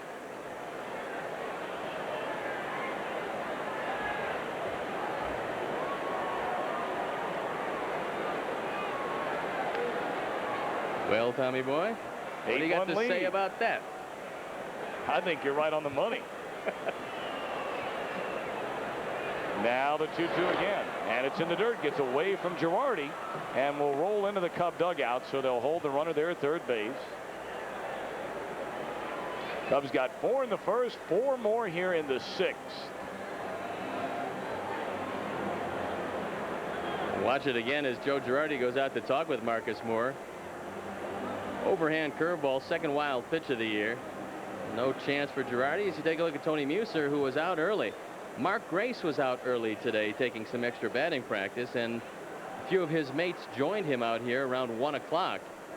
And it seems to have paid off as they have pounded Mike Harkey and gotten him out of there. on the ground to Hayes. This will end the inning. But a big one it was for the Cubs. They come up with 4 runs, 5 hits, leave 1. We played 5.5 in Denver, and the Cubs lead by 7. Well, the Cubbies are in town, and gives Marvin Freeman, a native Chicagoan, to send along his love and best wishes to family back in the Windy City.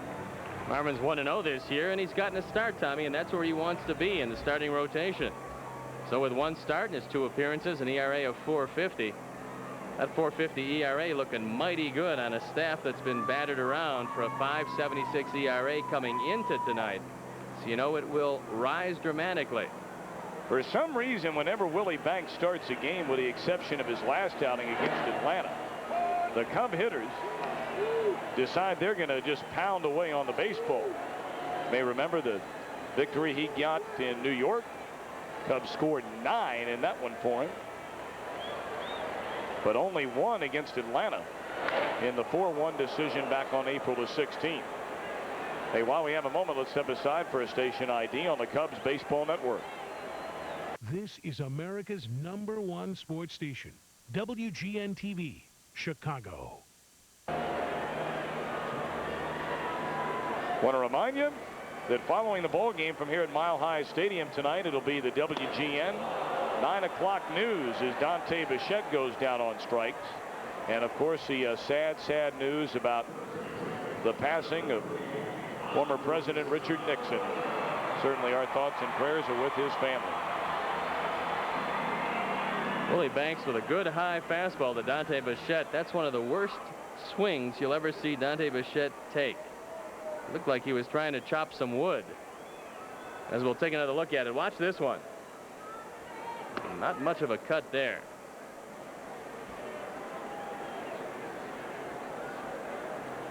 Galarraga has lined to Dunston and then hit a fly ball down the right field line, and Mark Grace, going away from home plate, made a terrific over the shoulder grab to take away another hit for Galarraga. He could be for 2 for 2 tonight. Well, this is the kind of stuff that Minnesota thought Willie Banks had when they drafted him #1. In the air and playable in right center. 400 to the right center field alley in this park. You got to hit it a ton, and Galarraga well shy of that. Not only was Willie Banks the #1 player chosen by the Minnesota Twins, he was #3 in the country. I think that was the 1987 draft, as Willie Banks has it all together tonight. Going deep into the ball game and resting the bullpen is exactly what you want to do for Tom Trebelhorn, and get out of this 6-game losing streak and get back on the right track. Hey, the Cubs have made a change at third base. We've neglected to point out Ray Sanchez is in the game, and Chuck Wasserstrom from the Cubs media relations department tells us that Buechele left with tightness in his right hip, and he is listed as day to day, so hopefully that'll get better for him tomorrow.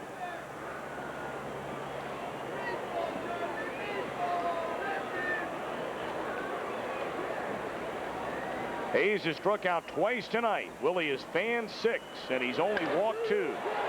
Dunston diving to his left, throws in the dirt, and it's by Grace. That'll be a throwing error on Sean Dunston.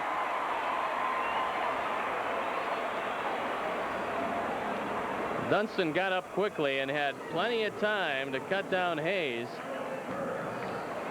But this throw well in front of Mark Grace. He usually scoops those up. This time he just didn't get it. Watch it again. And this one just took a bad hop on him. And Mark Grace looked out at Sean Dunston and said, I probably should have had that ball. Mark Grace is used to making those kind of plays, just didn't make that one.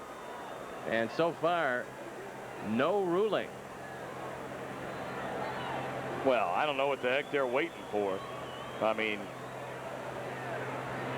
little girl sitting down in the 3rd row could make the scoring decision on that play. You got to be kidding me. Well, then she would have made it wrong because they gave him a base hit. No. Yes, sir. So, well, Christmas comes early here in Colorado. And that young lady set a base hit, and apparently she's the official scorer tonight. So as incredulous as you seem to be, Tommy, it does go as a base hit. Oh, come on. Are you kidding me? Pitch in the dirt. And Ellis Burks with a count of 1 ball and 1 strike. He is lined to center and has an infield single. Tonight's attendance, 54,195.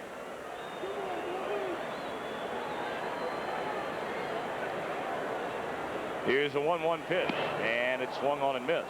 Cubs are leading 8-1. We're in the bottom half of the 6th inning at Mile High Stadium in Denver, Colorado, on just a lovely night for baseball. Temperatures in the mid-60s, and we understand tomorrow is just going to be spectacular, up around 80 degrees. I think we're the only city in the country in Chicago that's not breaking 60 on a regular basis right now. Little dribbler in front of the plate. Easy play for Banks. The inning is over. 1 hit. I'm not even going to call it a hit. I'm going to say an error and a man left. I don't care what the official scorer has to say. You're so of course, bitter. You're not going to argue. Harry coming back. It's an 8-1 ball game.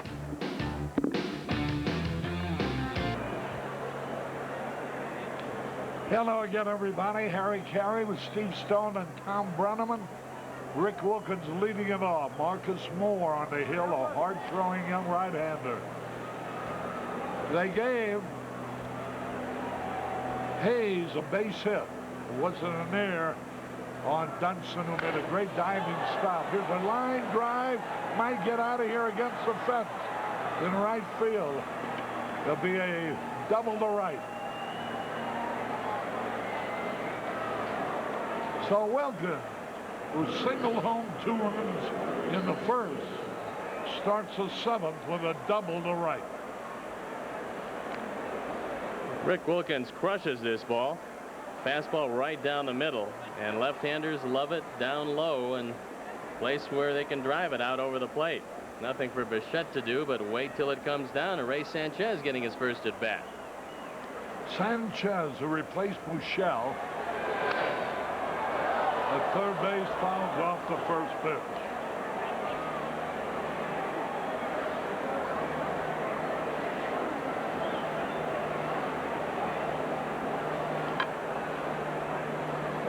We're in the 7th. 8-1 Cubs. A bit low. Bullpen up and going now. The Cubs will be 4-2 on the road. 0-8 at home. Well, Can't believe it. They got to get going in Wrigley Field, but so far they've played well. And there's Blaze Ilsley throwing in the bullpen, but so far Willie Banks certainly doesn't need any help. That's probably just exercising his arm. Fastball. Boy, this Marcus Moore can really fire. Only 23 years old, big kid, 6'5". I would imagine he's going to develop into a pretty good pitcher.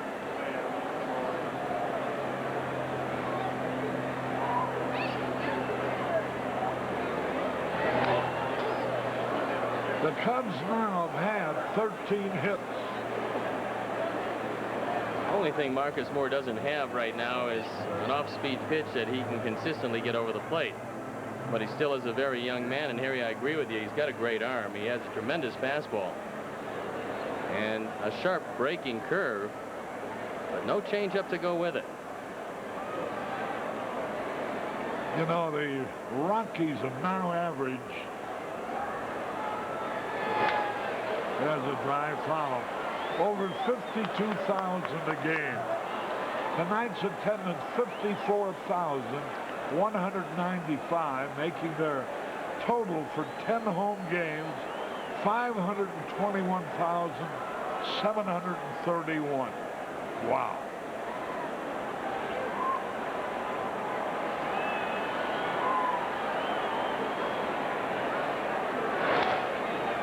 High fly ball. Coming over for it and can't reach it in the bullpen. Dante Bichette. Bichette might be favoring a sore leg. Looks like he's limping a little bit.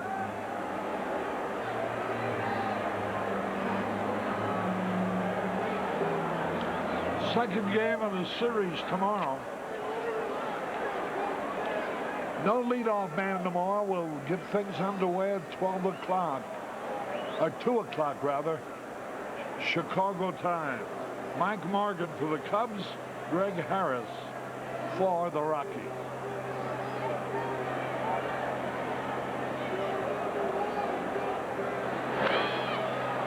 Another foul ball out of play. Ray Sanchez, 3 out of 25. A doubleheader, a double included.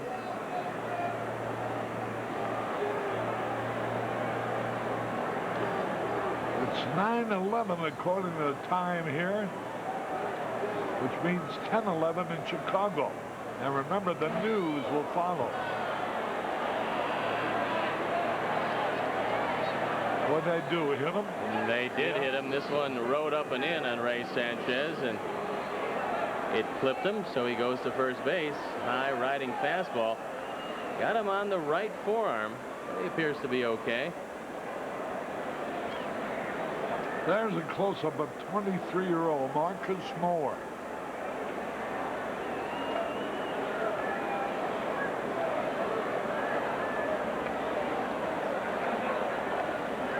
Bullpen up and going now for the Rockies, and they're getting ready in a hurry.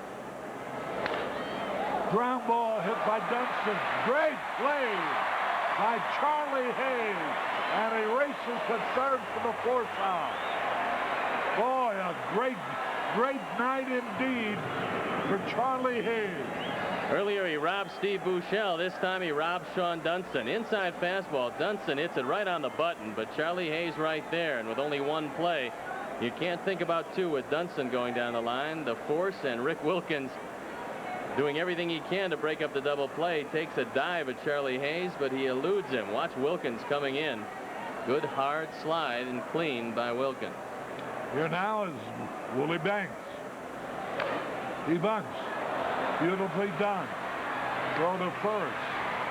So there's 2 out now to bring up Dusty Rhodes. Twice Banks has sacrificed perfectly.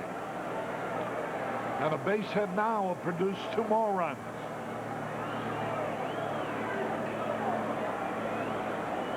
Tuffy Rhodes has had 2 out of 3, 2 doubles, 1 run batted in, 2 runs scored. And normally when your leadoff hitter is getting on base, it sets up the whole offense. Rhodes of late has been slumping, but tonight he's been on base 3 times and scored twice. If he keeps doing that, this lineup will produce a lot of runs. Marcus Moore out of Oakland, California. Fastball is low. The outfield straight away and deep in every field. Dunston's at second. Sanchez at third.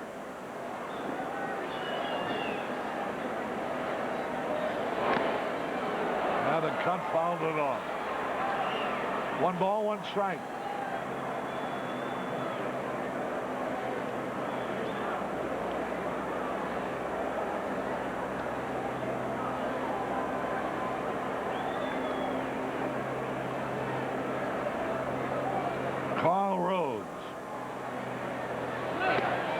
Inside ball. 2 balls and the strike. The home folk in Cincinnati, Ohio are watching Tuffy right now. I know his family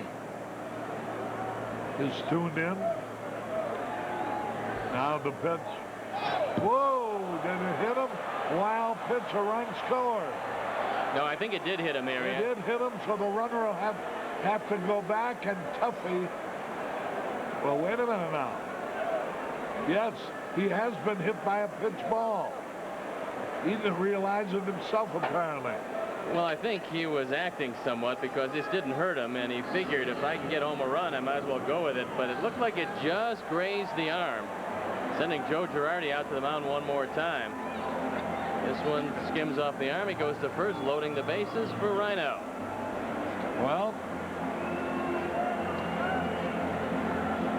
that's 2 men descending that Marcus Moore has hit.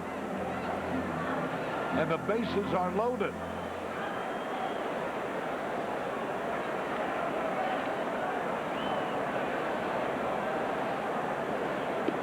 8-1 in favor of the Cubs.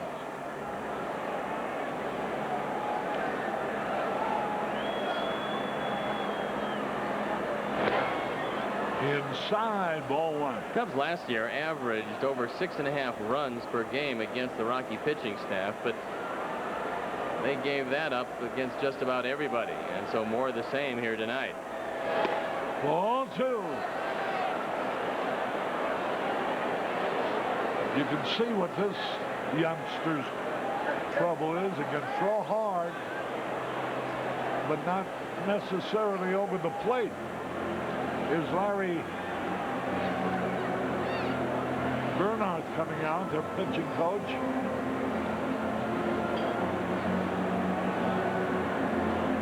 Harry, with an expansion club, you have to assume that they're going to be able to put together an offensive team, but you have to think that pitching would be their problem for many years.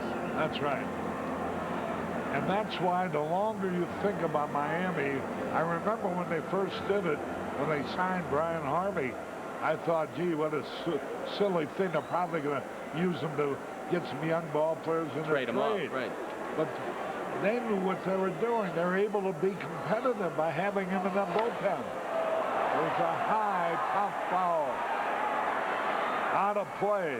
Well, it was illustrated here in Colorado. They had to lead 3 straight games against Philadelphia, and 3 straight games they lost the lead in the 8th and 9th inning. And when that happens to a pitching staff in a ball club, it takes a little bit of the heart out of them.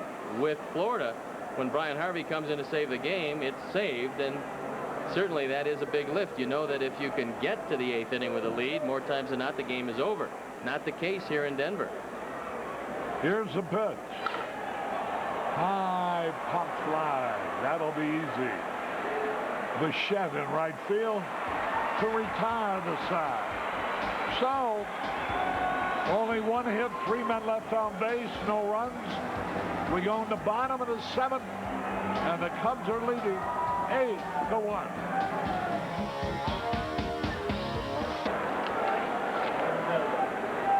Harry Caray and Steve Stone as we go into the bottom of the 7th. Cubs lead 8-1.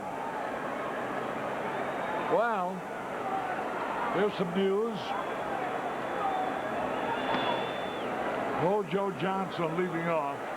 The Cubs this evening placed pitcher Jose Guzman on the 15-day disabled list, retroactive to April the 12th, with right shoulder tendonitis.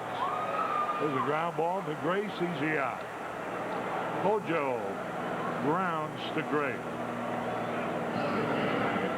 To fill Guzman's roster spot, the Cubs have recalled pitcher Turk Wendell from Iowa, the AAA League. Today, Wendell has been pitching well at Iowa. He's 2-0 with a 2.61 earned run average in 3 starts for the Iowa ball club. In 20 2/3 innings, he's allowed only 11 hits, 6 runs, and 4 walks, while striking out 17. I assume, Harry, that they're going to use him as a starting pitcher and take Guzman's spot in the rotation. Here's a pitch, high fastball. Mike Morgan will pitch tomorrow. The bullpen up and going again. It's Jose Bautista. And if Banks can't complete the game, this is a good time to get Randy Myers a much-needed inning. He's been inactive of late. Ground ball to Sanchez. Easy out. 2 away. This is just a magnificent effort by Willie Banks. He is throwing everything over the plate. The only run scored against him was on a wild pitch. Other than that, he has handcuffed a very potent lineup in a very lively ballpark, making it even more impressive for Banks.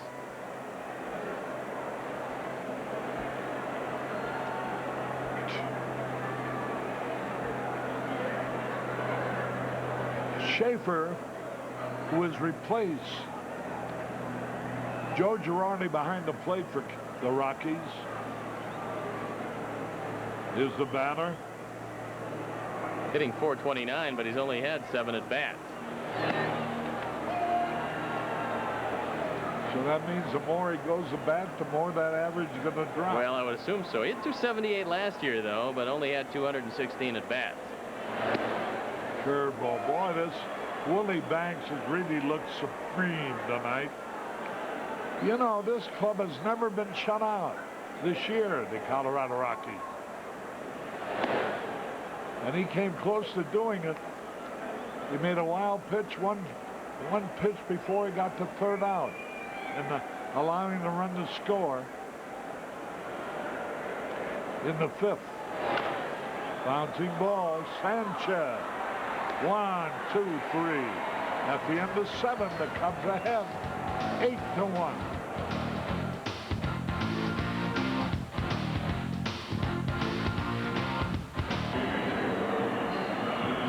Harry Caray back at Mile High.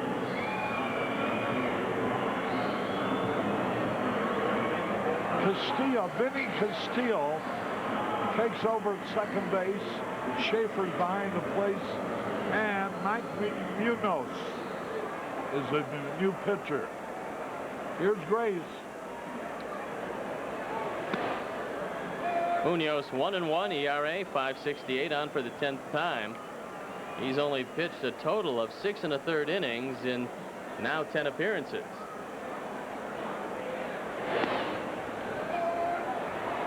Last year, Munoz went the route at Central Valley, Colorado Springs, and with the Rockies. Where's Central Valley? You got me. As the pitch swung and he fouled it out of play. Danny Schaefer. Arnie's right. It's between North Valley and South Valley. Central Valley.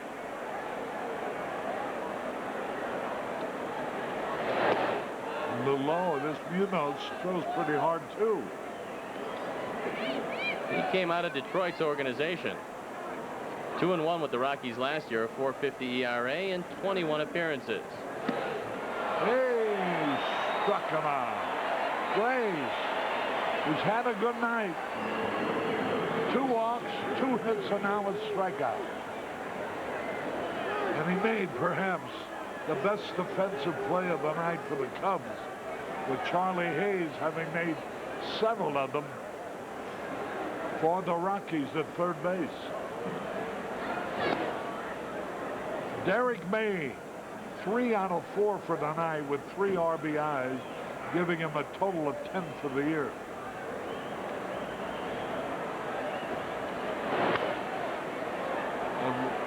A little dribbler. Hayes throws the first. 2 away. Yeah, that's it. Save some for tomorrow. You're not kidding. Especially against this ball club in this ballpark. Cubs seem to have enough behind Willie Banks tonight.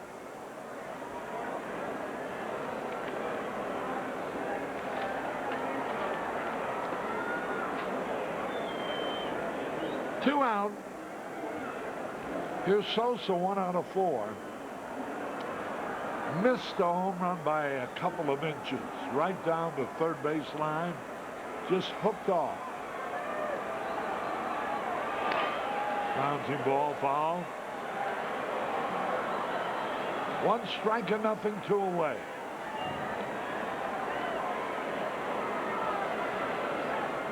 The Cubs had lost 6 in a row. They haven't won a game at home yet. They're 0-8. But their record on the road is a very creditable 4 out of 6, assuming they'll win this one. There's a fastball at the knee. 0-2.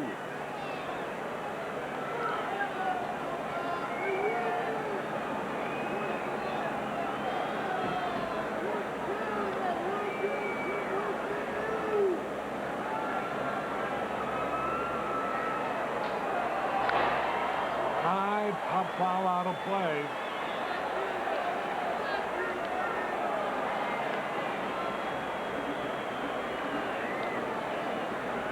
Tomorrow game time at 2 o'clock Chicago time.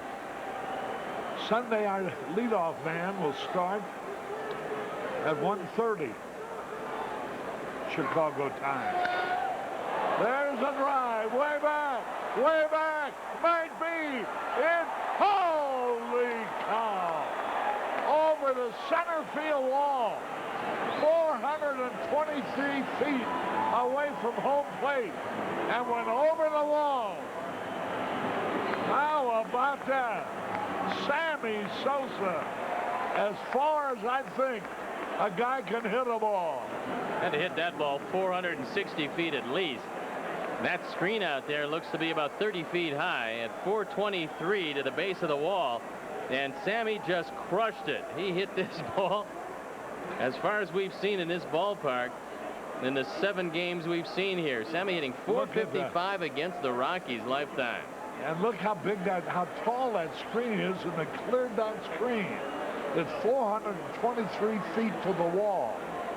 As you can see the figures out there. There it is. And it went over that high screen out onto the parking lot. Sammy has to be pretty happy with doesn't know that his one. own power. He's got to be very happy with that swing. That's his 2nd home run of the year. Watch this. He swings. You think he knows right there? Yes, he does. All right, 1 run, 1 hit. We go in the bottom of the 8th. The Cubs are leading 9-1.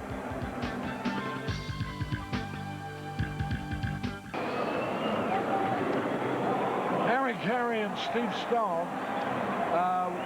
Willie Wilson takes over in center field. Derek May has left the ball game, and Tuffy Rhodes is playing left field. So the outfield is Rhodes in left, Wilson in center, and Sosa in right.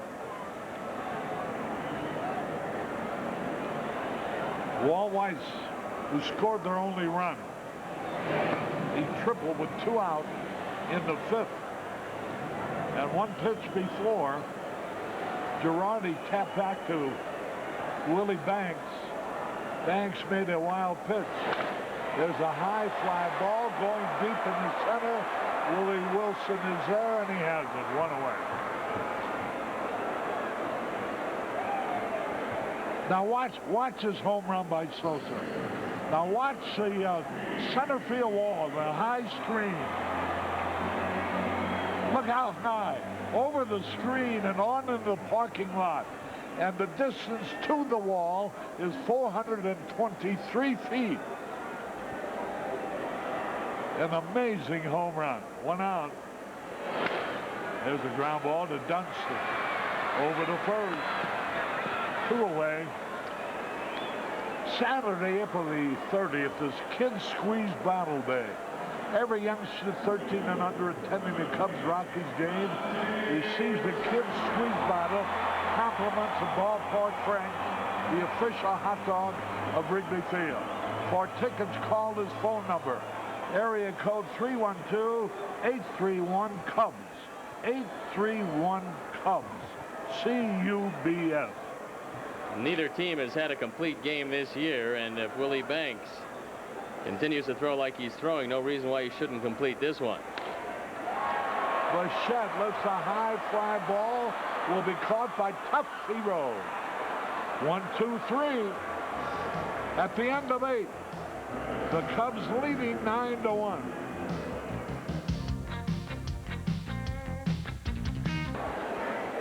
Harry Caray back at Mile High. Nelson Liriano is now at shortstop for the Rockies. There's a line drive, base hit. Sanchez singles the center.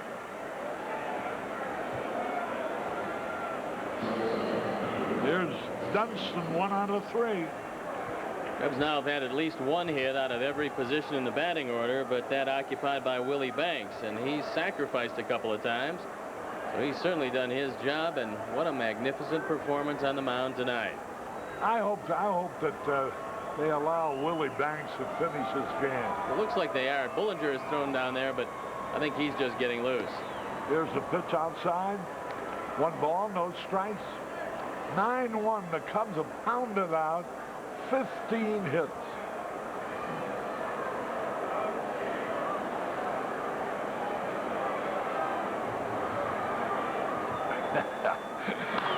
There's a foul ball out of play.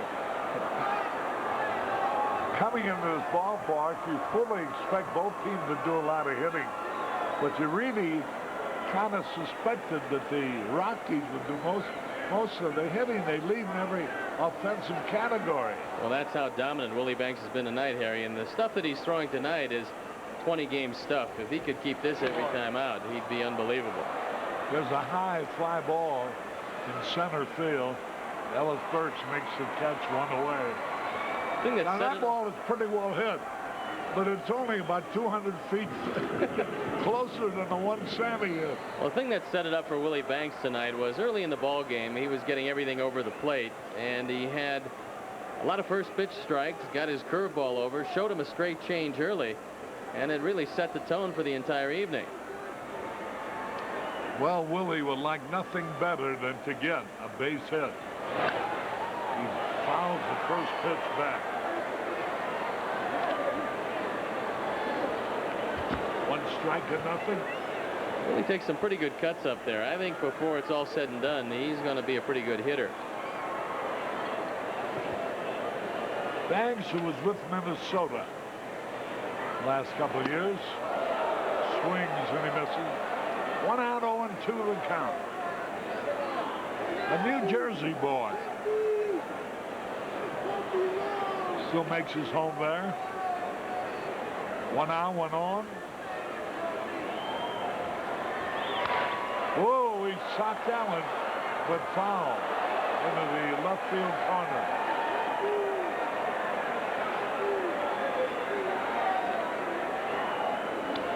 One out, 1 on. This ball game's 2 hours. Hey, line drive to the pitcher and a double play. Willie hit the ball hard enough for a hit. Lined it right back to Munoz, who threw the first for the double play. We go in the bottom of the 9th, Cubs leading 9-1.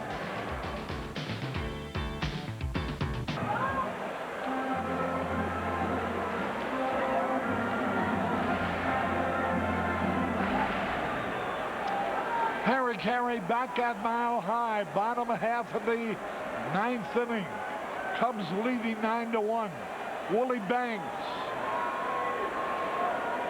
going for his first complete game as a Cub. Strike call. Boy, he's still throwing hard. Neither team has had a pitcher complete what he started this year, but Banks has a chance to do it right here. Galarraga fouls it out of play. Only 4 How hits. about the Bulls getting beat tonight? Well, that's amazing, Harry. They lost by 10 to Boston at home, and they had their fate seemingly in their own hands, and losing to Boston at home is quite an upset. Now the pitch, here it is. Whoa, off the pitcher's leg. Here's a throw. Safe. He's not hurt. He's okay. Boy, I was afraid he might get hurt. That smash was in his leg. Watch it again. Well, Rod Beck, the great reliever of the Giants, is still on the disabled list after getting hit by one of these. Unfortunately, Willie Banks appears to be okay. Dunston trying to throw out the slow-running Galarraga at first, and Mark Grace stretching into the dirt to get that throw, but just a touch late. Here is Charlie Hayes. Nothing out of 3 at the plate. What he had 1 out of 3 at the plate. First charge Dunston in there after making a tremendous stop, but threw the ball past Grace. And then they thought better and made it a hit. 2 balls, no strike. As Dunston had made a sensational stop, he probably would have had the man if his throw been good.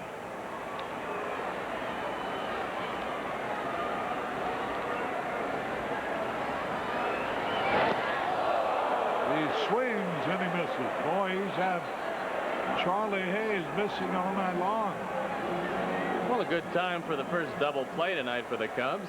He keeps the ball away from Charlie. He'll get that ground ball to short and hasten this complete game. You know that every pitcher in this situation wants to complete what he started. Double play ball bounces off the third baseman's chest. Runners are on at first and third. That ball was hit hard. It bounced off of Sanchez's Glover's shoulder and bounced into left center. This is a rocket that looked like it was going to be a double play. It just hit too hard, and Ray Sanchez tried to stay in front of it. It short hopped him.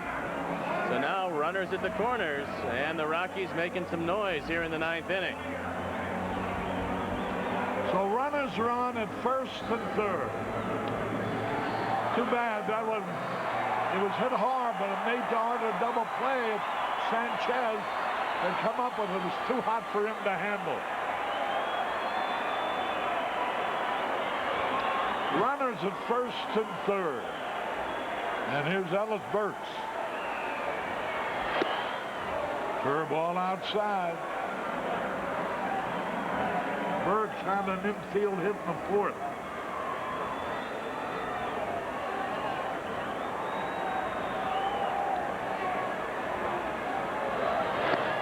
He started the swing. He tried to check, but he had gone around. Most of the fans have gone home. 54,195 paid.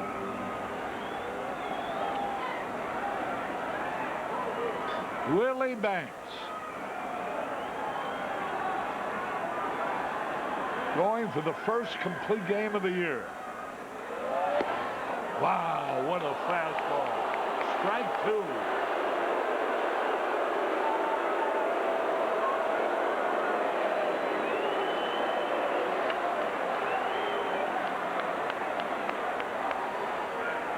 You know, Banks didn't have a complete game all of last year. The Cubs would gladly trade the run for the double play here. Everybody back in the infield. But Burks runs very well. He struck him out. The Buick summary tonight. There you see the Cubs lead. 4 runs to the first. Most of the innings since April the 14th in New York. Only got 6. Parkey lasted 5 2/3 innings. Banks has had 6 strikeouts, making 7 now on only 6 hits.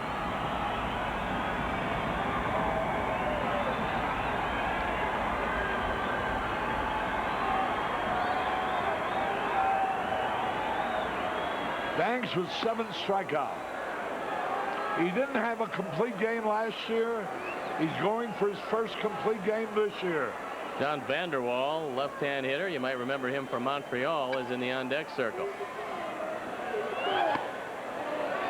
Eric Young is up there, and Eric Young out of the Dodgers system.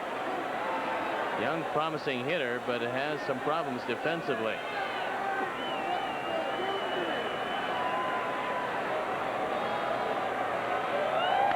Eric Young fouls it off.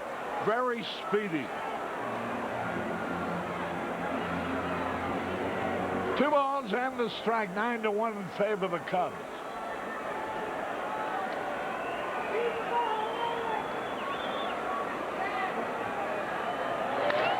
There's a line drive, gonna drop in short center field.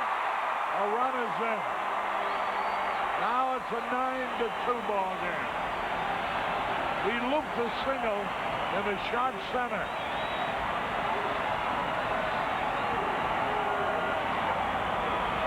The producer director of Cubs baseball is Arnie Harris.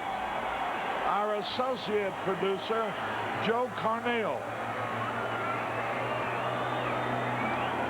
Here's Tom Trebelhorn coming out.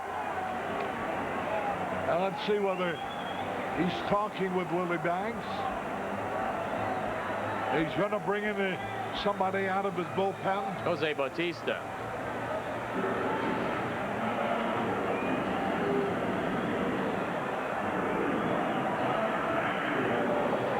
And Trebelhorn, everybody congratulating Willie Banks on a job well done indeed. And we're going to have Jose Bautista coming in to replace him. And we'll be back with more following this.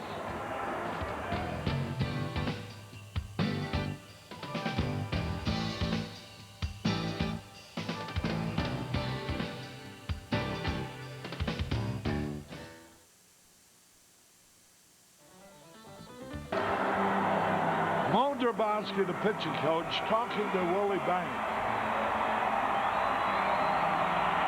Nice little conversation. Bautista will try to finish it up. Listen to noise. Well, there's probably about 25,000 The fan meter still here. is blowing the top off the scoreboard.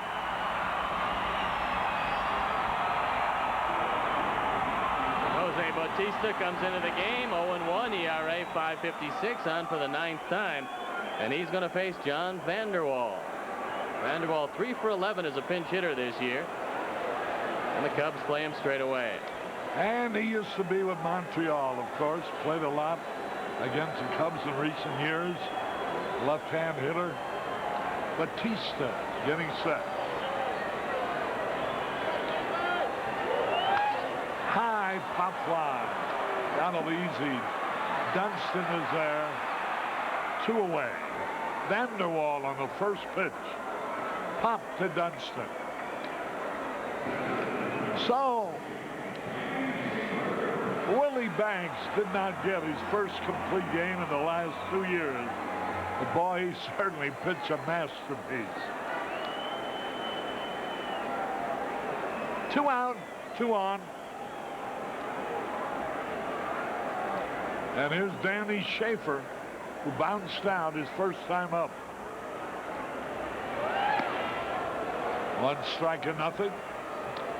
9-2 in favor of the Cubs. All their victories will have been on the road.